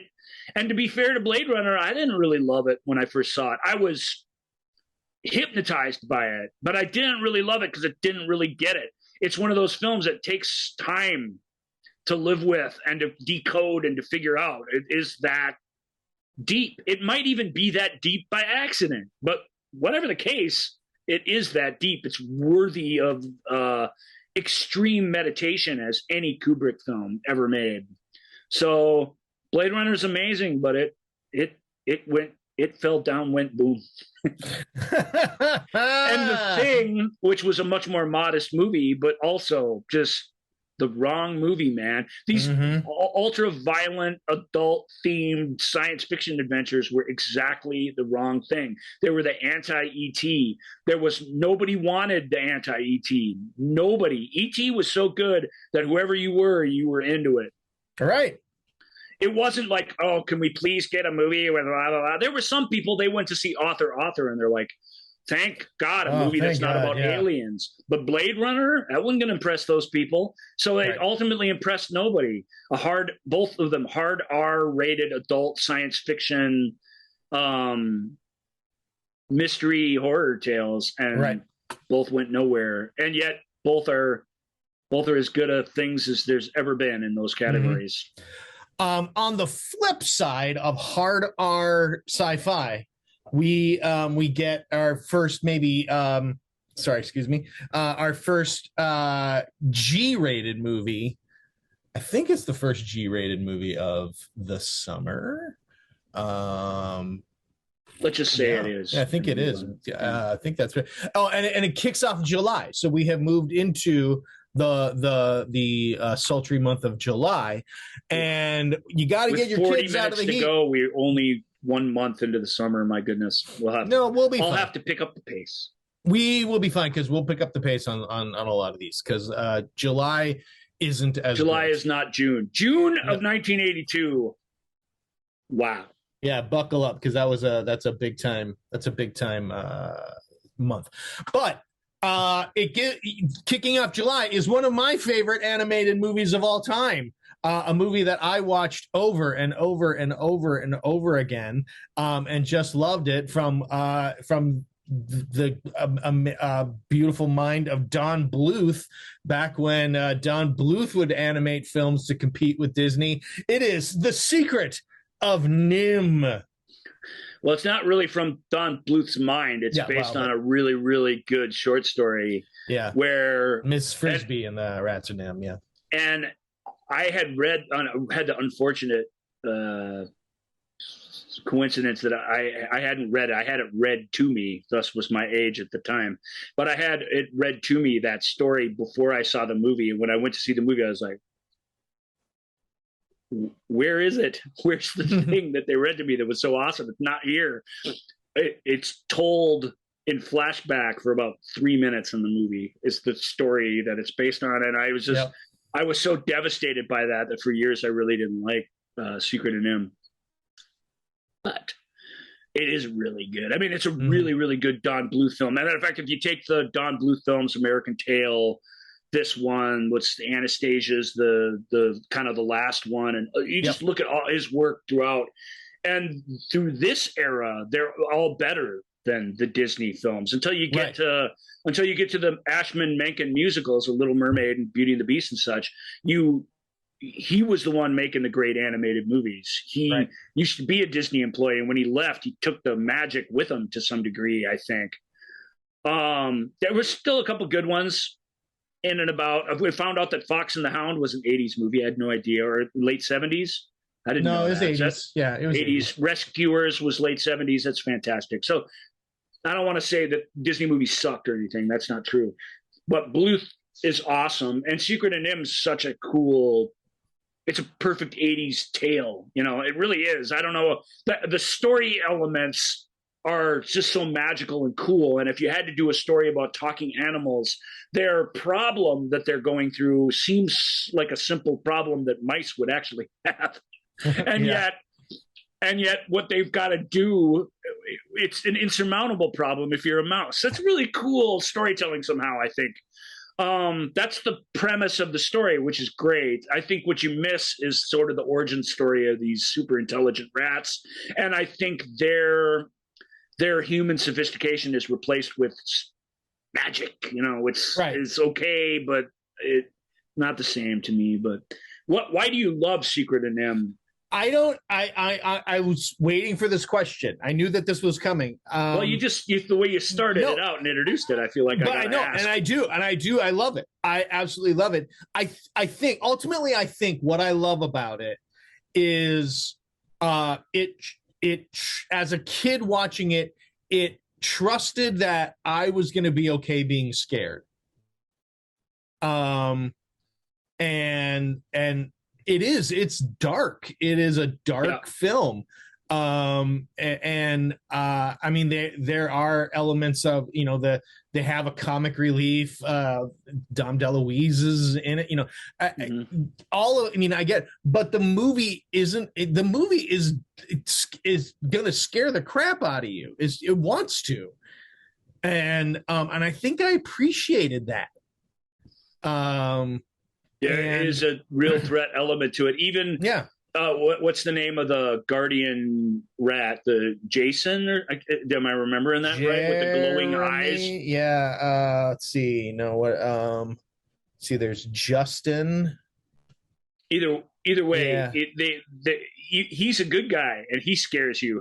Yeah. So there's this thing where it's the mystery of it and the spooky moodiness of it definitely comes to life on screen, even though things do turn out okay. It's not Watership Down or anything, but it's right. It leans that way just enough that it was surprising at the time. I would agree with you for a G-rated movie, no doubt. And I just kind of gave my critique of it, but I own a half dozen, maybe 8 or so out of thousands of movies that I have here. And that is one of the animated films I actually have and would not be parted with. So I really, really like it as well. Yep. Yeah. I love it. It's really great. And I tried on one occasion to introduce it to my son. He was not interested. Not having it. Yeah, he broke your heart, Joel. He's broken my heart a few times. Well, he's breaking my heart. I tried to introduce him to the Iron Giant. Let me just Mola Ram your heart out. That, oh, and wait, why don't I dance around on it in front of you? That was more when I tried to introduce him to Iron Giants. Yeah. Iron Giants is experiencing an anniversary today, not to get too far off track. Yep. Today was its release day back in 2000. But it was, but yeah, he's, of course, I obviously love my son. He has different, at least as of right now, he still has very different viewing tastes than I do. I'm trusting that I'll get there with him. But I'm sure you guys will see more eye to eye the more he's a teenager. Yeah. That's what always happens, right? Parents out there. So, I think he'll start to, as he just needs to get more exposed to more stuff, and that'll happen. But this is not the podcast about my son. This is a podcast about the 1982 another sci-fi flick. This one is the science fiction of video games, and that is, of course, Disney's Tron. In all capital letters. Tron, and the tragedy of Tron is that Tron is the right movie. Tron is the right movie at the right time. It's only the wrong time in that Tron is the only thing wrong with it is it's not E.T. Yeah. It's so sad in any other summer because Tron is really, really accomplished. It's really, really fun. It's really great for the whole family. It's really, really smart. Second only maybe to war games and sneakers as terms of getting computing right. Like, it absolutely holds up because when you watch it today, the relationships between the computer elements and humanity are correct. The people who wrote it understood what was going on inside of a computer and use that as their inspiration rather than just, now we built this huge computer and it's going to kill Superman, or, hey, I spilled 7-Up on a computer and now it's going to fall in love with me and stalk me. The ideas we had about computers were so stupid, and you go back and watch them all throughout the 80s, you're just like, God, we're so stupid. I mean, we're just stupid. And when you watch Tron, you get smarter. So that's the first great thing about Tron. The other great thing about Tron is there are 3 heroes. Jeff Bridges and Bruce Boxleitner are great foils for one another, and they're given this really cool girl to fight over, which is great. What's her name? Cindy Morgan. Yeah, Laura? Exactly. So those 3 characters, buoyed by some other really cool characters, fantastic villain who's not the villain. It's funny, of all the great villains that the late David Warner played in film, all his villains were always, their anger came from them not really being in charge. There's an insecurity to them that this guy has, Dillinger. I don't know. I can't remember what they call him in the Tron world, but all our characters live these double lives in and outside the computers. Tron's animation's amazing. Its 70 millimeter photography is incredible. Its art direction and its design are really, really original and neat. It's a silly, childlike adventure, like Chosen One story. So I don't want to say it. Sark, thank you. I don't want to say like it's too brilliant, but it was good enough to be a massive hit, and it wasn't because of E.T. Just because of E.T., no other reason. Because it's remembered as a big hit. It's remembered as a successful movie. The video games were huge. There's no more visually iconic thing from the 80s than everything Tron. Truly, you can't nail the look and feel of this era without that. And its electronic musical score, which we praise, is great. It inspired a great sequel with an even greater electronic musical score. Because there's so much there's so much story that you can tell in this world that they created. But when the rubber hit the road and the money needed to start coming in to pay for a very expensive Tron, it didn't come in, not at the time. Right. But it is neat that it is one of these films that is appreciated and did sort of make its money and its reputation back as time went on. Tron's awesome. I love it. I don't think it's like, again, it's not unimpeachably awesome. There's things There's things that are silly about it. Some of the dialogue is really stupid, where it could have just been just a little not so stupid, and it would have been a lot better movie. Yep. But that's getting picky when you're having fun in a magical world that truly is like nothing you have ever seen before or experienced since. I mean, that's what else can a fantasy movie do? It's really, no, that's really an amazing thing. So, when I was living in New York, this was many moons ago. I was rehearsing a tour I was doing at Christmas and at Chelsea Studios, and in the adjoining studio, another show was rehearsing, and it was the Kenny Rogers Christmas Spectacular. And so anytime I would sound check when we were adding microphones and stuff, I would sound check to a different Kenny Rogers song in my room, because I just thought it was awesome that Kenny Rogers was next door. And people are like, oh, you know a lot about Kenny Rogers. And I'm like, oh, I really don't. Just Kenny Rogers was everywhere in the 80s.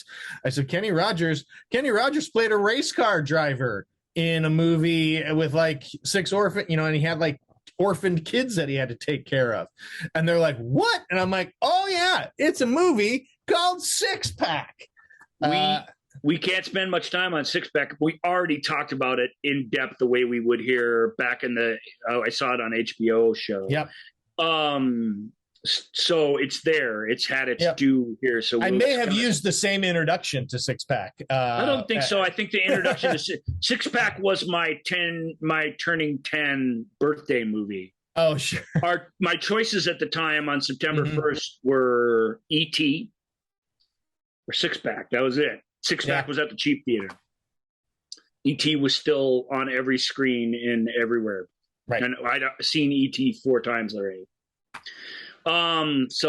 We chose Six Pack, which was pretty good. That wasn't a bad way to go. Six Pack's a very fun, entertaining film. It's a very fun, it's very, very toned down, almost G-rated family version of like Smokey and the Bandit. It's a fun Southern fried road movie with with an evil sheriff, lots of fun comedy and stuff in it. It's great.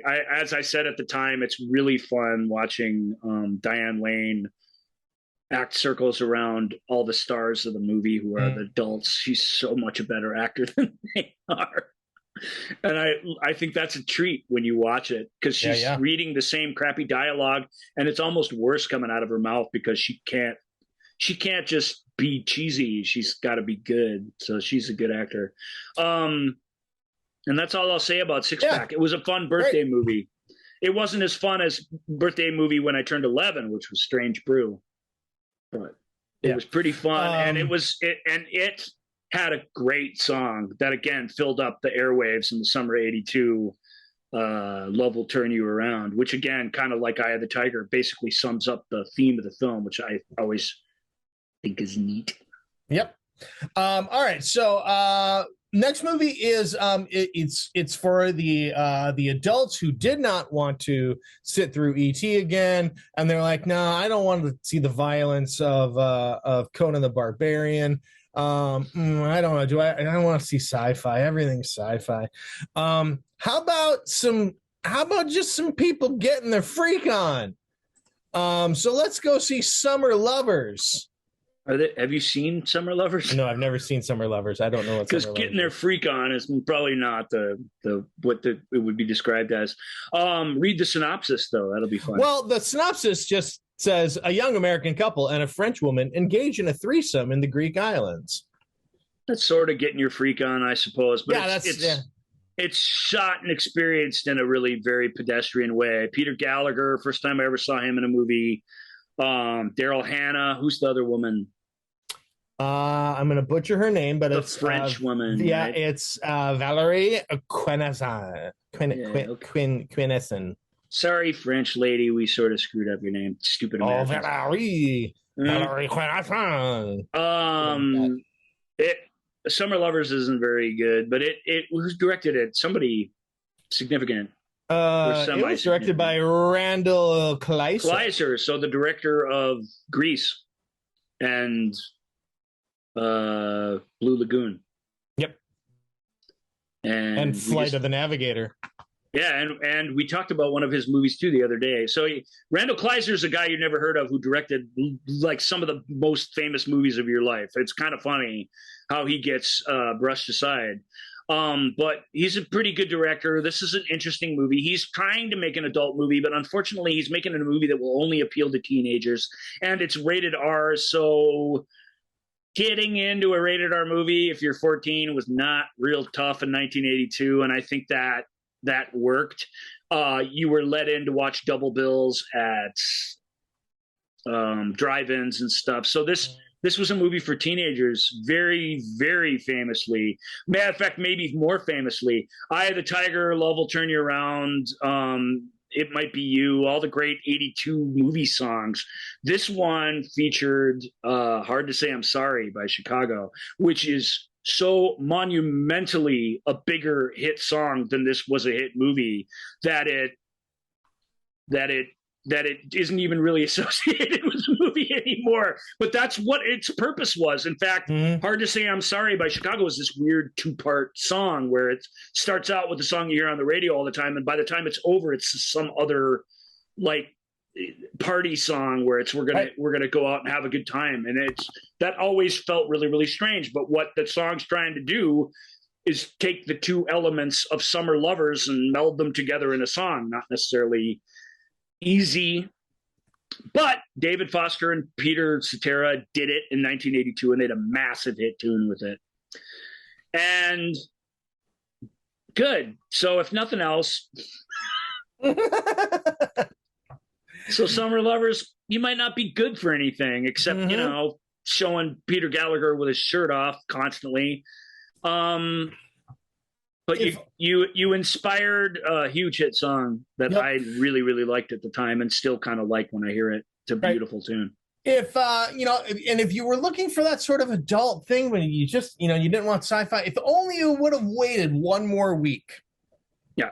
You could have gone and seen George Roy Hill's musical masterpiece, The Best Little Whorehouse in Texas.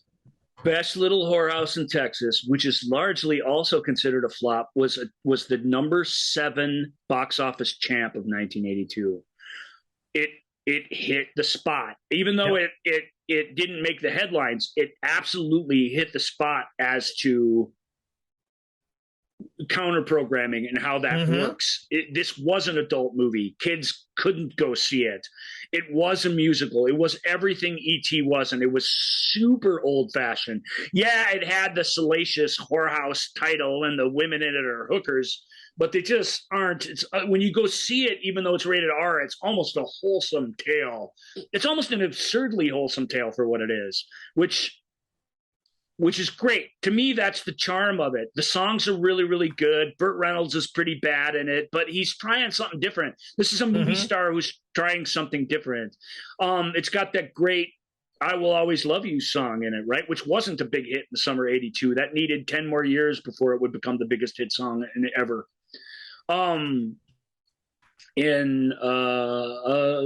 That was from a pretty good movie too, actually. I'm not going to Bodyguard. Bodyguard is lame snob. I actually think that's pretty cool. But it's weird. I remember when I was a kid watching the song where she sings the song to him, and who directed Best Little Whorehouse in Texas? Best Little Whorehouse in Texas was directed by Colin Higgins. Hey, of 9 to 5 and Foul Play fame, really, really good with this sort of material. But he really wrecks the song because they just stand there and he sings it to her, and it's full of all these reaction shots of Reynolds when he's just standing, he's not singing, he's listening to a song, and it sort of does everything. That's the part that it messes up. The song's fantastic, but Higgins, as great a comedy director as he is, and as fun as Whorehouse is when it's there, people are talking and the scandal is happening and everything, the song part, which really got a nail in a musical, which even Grease 2 totally gets right, my humble opinion. This movie misses the mark on. And that is too bad because it's hard to watch now. it's a musical for people who claim they hate musicals. This is why, because it feels awkward when people are singing.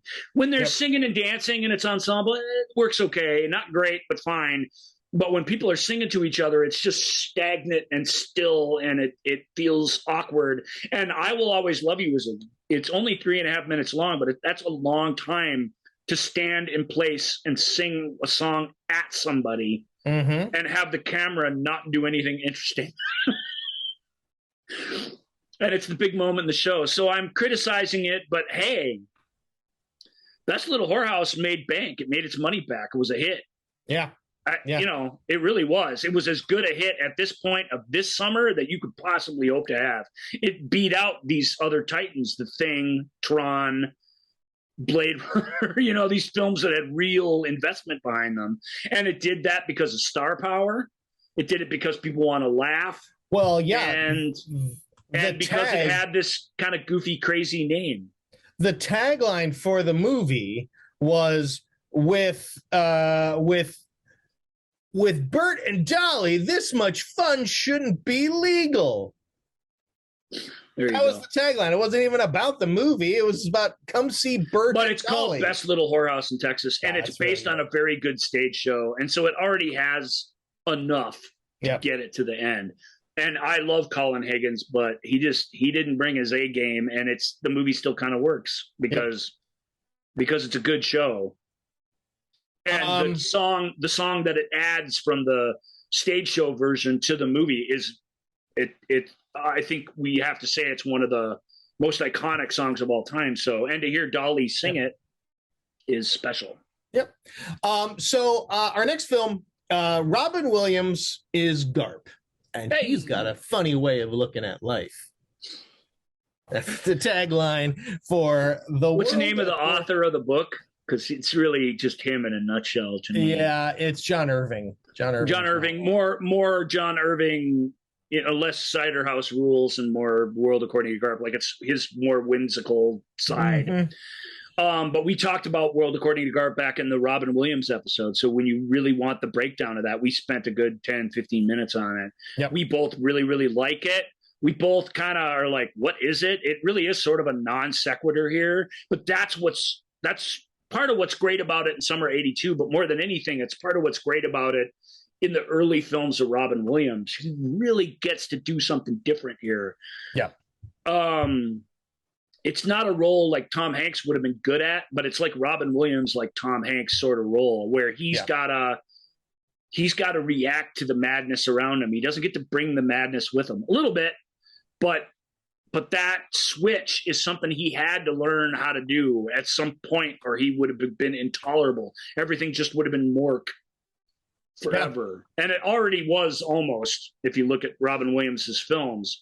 But he's the star of this. Obviously, Lithgow, Glenn Close. It's got a great cast. It's got a really, really fun sense of place. And it's a really sophisticated story compared to some of the childlike, hero stuff that we're looking at here. And so for that reason, it's really, really good. It's a better movie than Best Little Whorehouse. Yeah, we may have said this during the Robin Williams episode. I imagine The World According to Garp, if you were like an erudite, like snob that you wanted to impress people at a cocktail party or whatever, you'd go, oh, I haven't seen that. I've seen The World According to Garp. I've read the book. I've never seen the film. We don't even own a TV. Yeah. It does sort of have that feel to it. Yes. Yeah.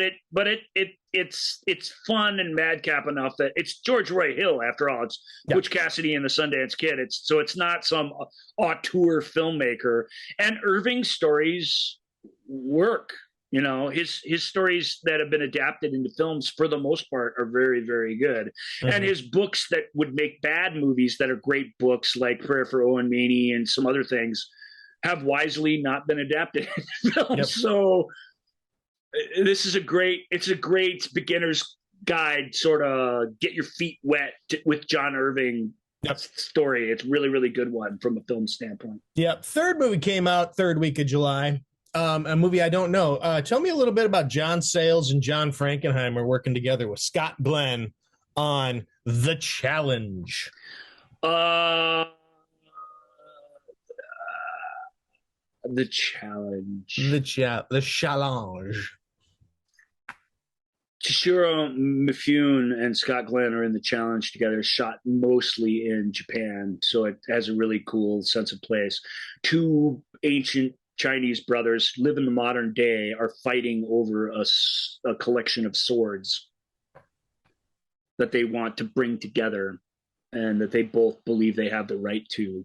Mm. And Scott Glenn is an American who gets wrapped up in that. And my favorite story from the challenge, and though maybe it's the reason it's on here because it's not a movie a lot of people have seen. It was sort of an HBO late night movie, so it had that life to it afterwards, but it's not very good. But Mifune said, because he could tell that Scott Glenn, John Sayles wrote a script that had all kinds of great stuff in it, and it got all these great Japanese actors to sign on to it. And Glenn was really, really excited to do it. He goes, it was a story about a man finding his father on the other side of the world. And what a powerful thing that was. And as it got shot, the producers and Frankenheimer turned it into a lean, mean, modern day Shogun story that was just about sword fights and violence. And that's really all it is in the end. And Mifune said to Scott Glenn, he goes, I know you are disappointed. I am very disappointed as well. You can either let that break your heart every single day you're here, or you can enjoy Japan as it is with me as your guide. What do you say? And Glenn said that was the most extraordinary offer he ever got, and it pulled him out of his sort of depression, because Glenn had been in a bunch of movies and he tried to star in things and he'd been cast as leading man, and he's literally in nothing that we remember in that capacity from this era. So it's been kind of one failure after another for him, and he could just feel that that's what this was. And I love the old wise man. I love that this didn't happen in front of the camera where it was supposed to happen, but that behind the camera, this guy reached out when he really didn't have to, and made it a worthwhile experience for this visiting actor. And I think that's really, really neat. The film, if you want to see like a epic medieval sword fight that takes place in a modern office tower at the end of the movie, I mean, it really does have some off the wall stuff in it. That's fun, but it's just a fun, cheap, stupid B movie, and it you can tell that the makings of something more is there, and that it's been ignored at every turn. So, all right, that's the challenge. So next up, it's something that people were clamoring for. They were like, I was wondering, can Opie direct? What about Richie Cunningham? Can I see a movie directed by Richie Cunningham? Because I know Richie Cunningham was going off at the end of Happy Days. He was going off to L.A. to go to film school, and he does. And his first movie is Night Shift, directed by Ron Howard. It's his second movie, by the way. Second movie? Oh, I thought. Yeah, his first movie was Grand Theft Auto for Roger Corman. Well, his first Hollywood studio picture is Night Shift. Okay, but New World Pictures, according to this. Yeah, but it isn't. I mean, he made a full feature film with New World Pictures called Grand Theft Auto, which was a decent-sized hit. So it's not his first movie. Yeah, it's first movie for Warner Brothers or Paramount or whatever. But I think when you look at 1980, that distinction isn't so important. And this movie, while it's got a really great rep and is really fun, it's not like it's some elevated A-list material. You know, it's a story of the guy who works the night shift at the local coroner's office who gets stuck with his boss's nephew and this film's got lots of things going for it, and not least of which is Ron Howard being a really, really good romantic comedy director, which he is. He's so good. And this is exactly the kind of material he should be doing. This is a little R-rated for what he ended up being good at, but it's still just this fluffy, fluffy, warm, fuzzy hug of a film in the end. And a couple things it has going for it. The real great thing in it is Henry Winkler, who was offered the part of the crazy cousin and read the script and said, please, please, please, can I play the part of the geeky, quiet, the basically the main character of the film, but the the guy who's not like the Fonz, for the love of God, please let me play that. And of course, he's so good in it that he should have been able to play anything from here on out. As it is, it ended up, he kind of retreated from being in front of the camera when Happy Days went off the air, and became a kind of producer and directed some TV projects and things. Because he was Fonzie. He was Arthur Fonzarelli. Yeah. That's what he was to the world, and he just needed time to be able to get away from that. But in one glorious moment, when he was still a young man, he got to play somebody who was completely different than that, and somebody who frankly was so much more like him, and that he identified with so much more, and that comes through the performance. They asked every comic in America to play the other part. Everybody. The guy they got was like the 64th choice. He was famous for nothing. Mm-hmm. He'd been memorable in a couple of TV appearances and things, but I mean, this was so he was on Hollywood's radar as we better keep an eye on him, but he was not, let's put all the comic needs of a major studio film, Joel, into one basket with this dude. Yeah. But they ended up doing it anyway because his readings were great. His audition, I mean, he auditioned his way and fought and kicked and scratched and crawled his way into the role, and he makes the film because everything he's doing is fun and off the cuff, and even when it's scripted, feels improvised and crazy. Is Michael Keaton. Michael Douglas, who had to change his name to Michael Keaton for obvious reasons. It was already a Michael Douglas in the Screen Actors Guild. And he's fantastic in it. And the two of them are such a fun, weird partnership of a team. If the movie loses anything, it loses a little bit of something in its kind of third main cast member, played by Shelley Long, who's mm-hmm. this prostitute that it moves down the hall from Henry Winkler's character and his fiance, and they become hooked up. They start using the city morgue as a place where they run a giant and extremely lucrative and successful prostitution ring out of. Mm-hmm. Where I can't remember what they do. They give the women, they only take 10% as pimps. Yeah. I don't know. The story's not, to say what the plot is not giving it any respect to the energy and the sort of amazing 1982 New York at night feel that this film has. The songs are fantastic. Yeah. The locations are crazy. The fashions are berserk. All of Keaton's like weird inventions that he's trying to make are hilarious. He's so fun in it. I just can't explain it. Obviously Michael Keaton grew into bringing that sort of zaniness into more serious roles and more believable people. So he became a much better actor, and is as good an actor now as there is. So that is fun to watch. But him just as a straight up, I'm going to go for the laugh turned up to 11 every chance I can is so fun. And the fact that this soul of this human guy comes through the performance is even better, because I don't know that that's necessarily on the page for him. It certainly is for Winkler, but I don't think it is for him. Shelley Long, I don't really buy her as a prostitute, but she's cute enough in it. And she's got, as we know, she's got really good comic timing, and she gets the basics of the relationships and stuff, and all that's really, really fun. So mm-hmm. It's a fun team up, and it's got a fun big finale, and it's got some dangerous actual criminals coming after our heroes, and it's a groovy movie. It's a great big studio debut by Howard, and it launched him into bigger and better things, and that's fun. So I love Night Shift. Night Shift's been treated abominably on home video for a big hit movie directed by a really famous filmmaker, with starring a bunch of people we know. But it has recently been put together and restored, and with a nice broadcast version that you should be able to catch, I would think, on HBO Max, but I don't know what's going on with HBO Max these days. So maybe no one knows. Yeah, HBO Max.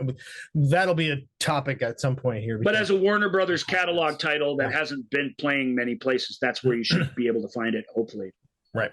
Night Shift's a blast, and I'm not into the prostitutes, and I don't like all the nudity and stuff. Like I complained about that even when I was a kid. Right. I just was like, ooh, yeah. This was one of those movies where you watch the TV version like 8 times, and then when you actually see it, you're like, oh my God, what's going on? Yep. Weirdly, that I mean, doesn't bring it down. It's fun. Yeah, again, Night Shift only available on Amazon Prime. Okay, well there you go. So, okay, all right. Let's finish off July here and then blow through August. And I think we can do it because there's only a few movies here left to talk about. First one is Tex, that I don't know anything about. Never seen Tex. I know. I was hoping you would have seen Tex. I've never seen it either. Okay, well, after their mother dies and their father leaves them, teenage brothers Tex and Mason McCormick struggle to make it on their own. Directed by Tim Hunter, based on the novel by S.E. Hinton. Matt Dillon, it's Meg Tilly, Matt Dillon, Emilio Estevez. So that sounds great. S.E. Hinton, Matt Dillon, Disney. You know what I mean? Tim Hunter. Yeah. I believe it to be good, but I have never seen it because again, it's one of those weird. It's unlike Tron, which did about the same business as Tex. Tex doesn't have a built-in, like, it's a property sort of thing to it. It's this real life kind of story, and as a result, it's hard to come by. Is it only on Amazon too? Correct. How about that? Amazon. All right. So even Disney Plus doesn't have their own movie on it, which we talked about earlier this year with Night Crossing. These are the sort of films of Disney's, and I can't speak to Tex, but I believe it's probably pretty good. It's a beloved movie by the people who saw it at the time and have lived with it through the years. And it is one of those I saw it on HBO type of films. I've never seen it because it's been treated abominably by its own studio, which is too bad. All right, next up is we've been longing for another movie musical, and we've been longing for a Christy McNichol. They've all been doing so well to this point. Yep, and we've been just desperately asking for a Christy McNichol, Christopher Atkins vehicle, and we get it in The Pirate Movie. I went to see E.T. for the 4th time. And we went into the wrong theater, and what started playing was the Pirate Movie, and we sat there and watched the whole thing. That's my Pirate Movie story. I will say that my first ever celebrity crush when I was even younger than I was here as a 10-year-old was Christy McNichol. So Christy McNichol in widescreen for a couple hours, singing songs. It was great. I didn't care. That was awesome. So this was a fun movie when you were a kid, but this was a abominably mocked disaster of a film project for the time. I think when you're 10, you don't really know that. You assume, well, they made a movie, it must be good. Like there is this naivete that still goes with this period in time where it must be good. Somebody must like it. And it turns out, hey, this Pirate Movie is also a cult movie. Pirate Movie's problem is that it's a widescreen film. Who directed it? Super old school director. Ken Anakin, who made Battle of the Bulge and Those Magnificent Men and Their Flying Machines and Swiss Family Robinson. Ken Anakin impressed George Lucas when he was a young man so much that George named the hero of his Star Wars story after him. But has no place in 1982. He's making this weird madcap modern Paul Williams version of Pirates of Penzance is what it's a remake of. And just the hairstyles and stuff. I mean, William Cott and Christy McNichol's, or is it William Cott? No, Christopher Atkins. I get those guys mixed up all the time. I don't actually get them mixed up, but I flip their names all the time. I've done it before on the show. Chris Atkins, thank you. Same little curly haired dude. They basically played the same sort of parts at this time. This movie ended Chris Atkins' career. Christy McNichol snuck through and was able to do a few more quality things. But as I'm starring in movies, this was it for him. And it's too bad because it's fun. It's a fun, well-meaning, old-fashioned movie musical. The songs are pretty cool, actually. But it's just so silly and cartoony and dumb. And whenever you make something that dumb, you leave yourself open to ridicule, and it's the ridicule that sticks. And this movie's just too easy to ridicule. It's for all its joys, and it is fun. It is kind of a what were they thinking when you're watching the film. I do have a soft spot in my heart for it because of my experience with it. Mm-hmm. It's way too easy to ridicule, and that kills you every time. Yeah. All right. Next up is another beloved. This is a beloved, kind of not even a cult classic anymore because now it's just a classic. A lot of these are like that. Yeah. It is Amy Heckerling's Fast Times at Ridgemont High. Wow, we don't have time to really talk about Fast Times, do we? No, Fast Times. No, and we'll get into Fast Times. It'll appear I don't think I'm ever going to do a deep dive of Fast Times because I don't think no, we won't. But this will be part of another show. I don't think its plot is the thing. What's cool about it is that there's a script here that it's written by Cameron Crowe, who's a really good writer, but he wrote this corny stuff and all this weird high school hijinks, and he sort of wrote the ultimate high school hijinks film ever, and I think it really is that. So you just can't dismiss it in any sort of way. It really is maybe the best ever at that, which is something that's really amazing. And Cameron, of course, is a really, really good writer, and Heckerling's a really adept and buoyant filmmaker, keeps things cooking, keeps the edit tight. What I find that amazing about Fast Times isn't the Sean Penn stuff or even the sexual fantasy or all the iconic stuff from the movie, which live in infamy and doesn't need me to back it up. I think everybody knows these bits that I'm talking about. Penn's brilliant, and it's not that. Phoebe Cates is incredibly sexy. It's not that. It's that what I really connect with and what I connected with at the time is that these characters are all frightened of something. I think when you go back and watch Fast Times, that moment in high school where, it's a party and it's fun. And that's what the movie's sold at. And that's what the movie delivers. And yet that apprehension and that what is going to happen to me and who am I and where am I going, part of it lives and breathes amongst these characters throughout the whole thing. And that's why it's so good. That's why it's so good. That's the part you can't shake out of it for all the little bits and pieces that you cut out and put on YouTube and all the little, you know what I mean? You can chop it up. It's about that. It's about that. You don't know what's going to happen next. And you really are aware that things are changing. You know what I mean? I love that so much.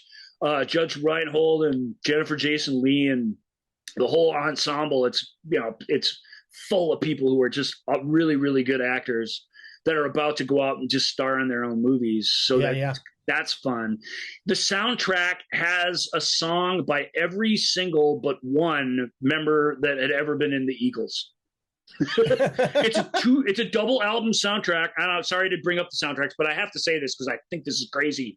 It's all solo acts: Joe Walsh, Don Henley, Glenn Frey, Randy Meisner.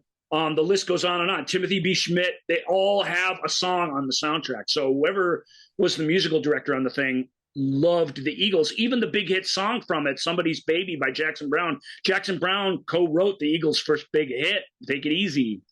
So there's an Eagles connection there as well. And it's on the Eagles record label. But their Eagles didn't exist anymore. So the fact that they all came back and did this album on their own, it sort of launched their solo careers, which I find fascinating. And there's more than that. Billy Squires on here, Stevie Nicks. That soundtrack is 1982. It is. Tis 1982. And even though you don't know all the songs, that's part of the gloriousness of it. Somebody's Baby is the greatest teen romance song. I know it was written by an old baby boomer, but I love that song. I love that song every time I hear it. It's a perfect pop song, and it sums up that perfect longing. It's not just horniness. Although that's definitely part of it. It's that longing to connect with somebody in a way that's real, and having a crush on somebody. Like I love it. So Yeah. Fast Times isn't a movie I would normally like, and I don't fit into the conversation about Fast Times as a critic or as a film historian in a convenient way. But I really do believe heart and soul in the magic of that, and all the best Cameron Crowe scripts of the '80s feature that. Yeah. That scariness, man. That you're one step out the door. What's going to happen? Anything could happen, but you got to be brave and go for it. I love that. All right. Next, speaking of a great soundtrack and an incredibly popular song, our next movie features one of those two. It also features bravery and confronting something that is scary, and that is An Officer and a Gentleman. Oh man, how many more do we have? Because this is hard. One more after this one. Just one more after this one. And we know that one, and we talked about that at length. Okay, good. Yep. So I know where we're at. I just gonna say I can't keep rambling on and taking up too much people's time. I am conscious of that, believe it or not, everybody. Officer and a Gentleman. This is the song that won the Oscar at the Oscars, at a really loaded Oscar song category. Yeah. You've heard us speak of them. The songs of '82 and the way songs were used in films of '82 is, I feel like we created a monster that year that other years perverted and sort of ruined it. It's hard to explain. But this year it all worked, man. Even in Summer Lovers, the song is fantastic. Yeah. Even though the song is totally schizophrenic, it still works. That's awesome. So Up Where We Belong. Yeah. Is the song. And that song playing when what's his face shows up at the end of the movie to the working class textile mill or whatever that they work in his dress white navy uniform, and sweeps Deborah Winger off her feet and carries her out into the audience, sent hearts aflutter nationwide. And I'm sorry to start at the ending because that's not really what the movie is, but that is. What is that? That's 80s iconic filmmaking. And this was directed by Taylor Hackford, who's a guy I really am mean to. Sorry, Mr. Helen Mirren.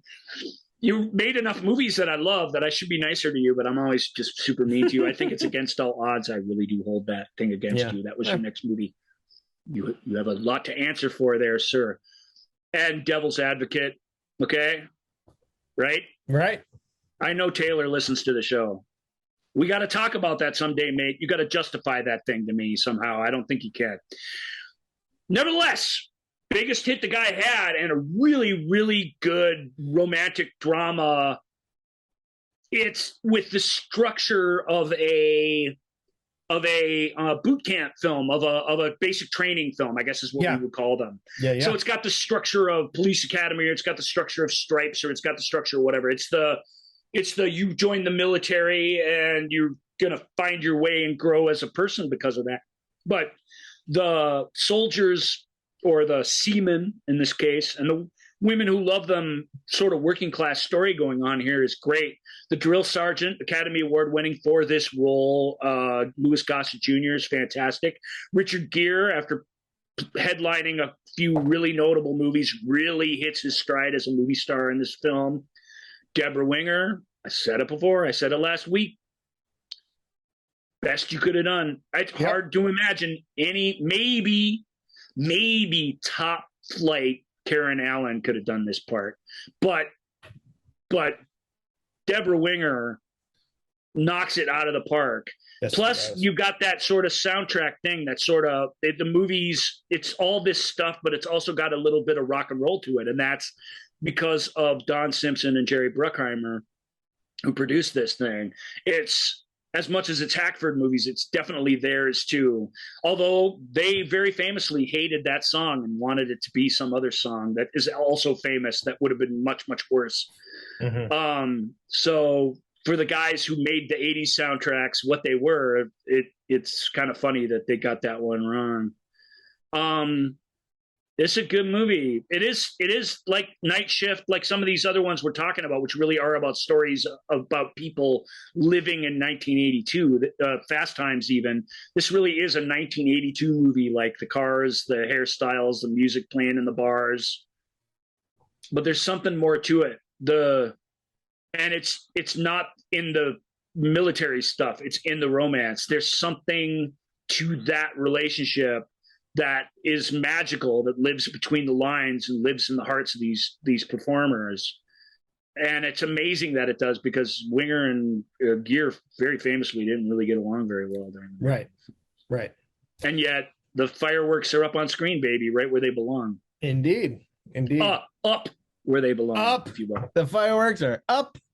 Couldn't resist that one. Sorry, folks. We're gonna end this episode talking about one of arguably the greatest cinematic achievements of all time, let alone 1982. I mean, we talked about some great films here.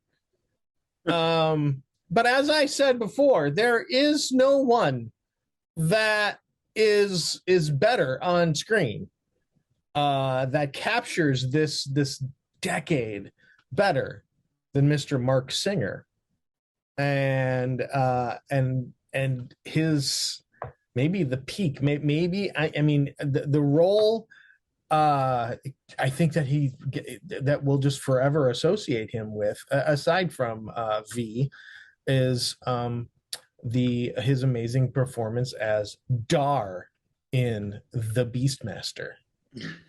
I think Mark Singer, the perfect role for him actually was Mike Donovan in V, because he gets to be a modern guy in that.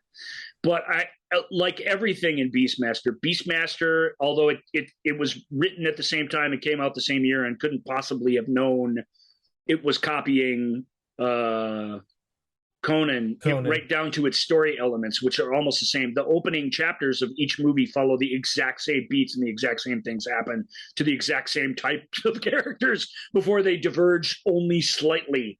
They really are the same story, which is kind of amazing, because as I say, Beastmaster was made the summer of the previous year. It couldn't have known it was copying Conan, because if it did know, it would be one of the greatest ripoffs of all time. We slightly prefer Beastmaster to Conan, and the reason is because it's funner. Is that a word? It's in this case, I think when describing Beastmaster, yes, you can say funner. It's funner. It's just as dark. It's a dark fantasy. Man, is it dark. It's absolutely the hardest core PG rated film ever made. It's got, like we said it before, every time we talk about it, it's got full frontal female nudity. It's got this psycho cult, horrible, disgusting killings every few seconds. It's horrifically violent and sort of terrifying in what its fantasy elements are. Anytime you're dealing with a cult on screen, it's got a full-on child sacrifice. Right. Yeah. It's just unbelievable. So, hey, man, it's got Rip Torn in a prosthetic bird beak nose. Mm-hmm. If that's all it had, it's worth your money and the price of admission. But it has so much more, and where Singer really, really gets it.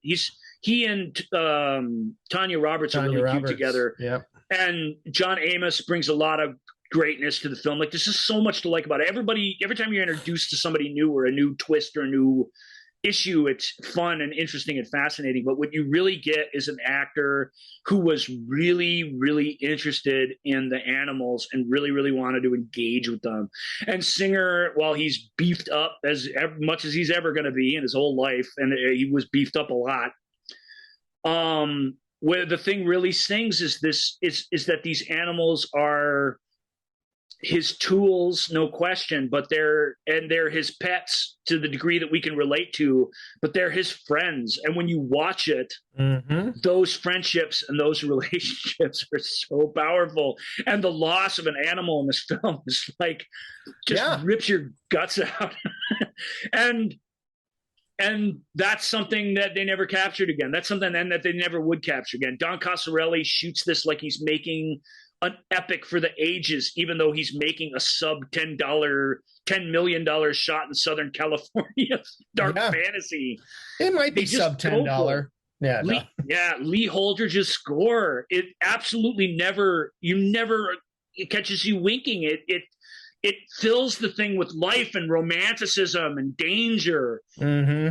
So it's crazy. It's bonkers. It is easy to make fun of, but that gonzo, no holds barred enthusiasm for the material and complete lack of cynicism. It just makes the thing a joy to sit through every time I watch it, and I love it. And I've seen it as much as I've seen any movie in my life. I've seen it a lot. I've seen it many times. Yeah, me too.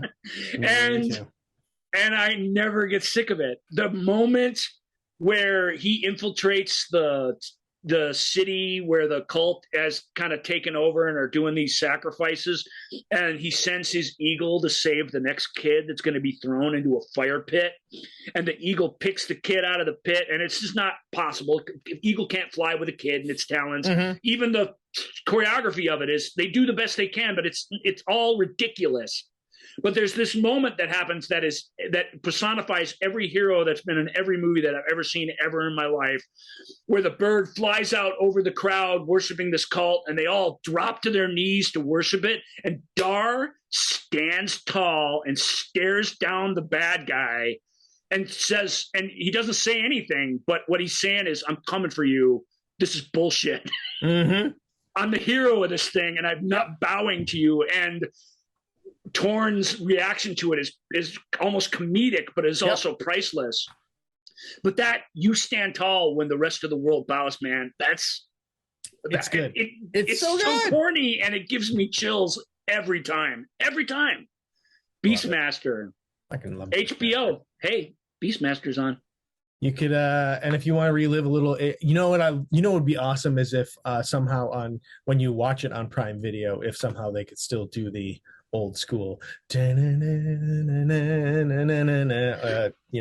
course you can't, but it's seamless. It is a seamless. The Beastmaster starts with the HBO introduction. Right. It's really weird. As a kid, when you hear that theme song, maybe Bronco Billy starts next. Who knows what movie is on tap for that evening? Who knows? It might be Rhinestone, but you expect to see that face and that thing start turning around and the movie and Beastmaster to begin.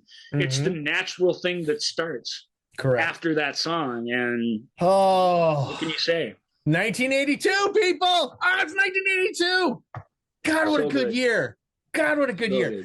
All right, so we are going to continue our journey through 1982 and next week's show. It's either going to be next week's show or the week after that. We got to decide, because we have a double feature thing coming up. We may take a break on 1982. Probably not, but maybe we'll see. I guess we could bump. We could bump the even though we're recording the double feature episode, which we have some fun double features. Maybe I should name the double features in case anyone wants to watch any of them. No, all right. We're too long, way too long in the show. Sorry. All right. Hey, all right, folks. When I passed the 2-hour mark, I got Officer and a Gentleman, Beastmaster, and Fast Times. I don't know what you wanted me to do. I had to give them at least a little something.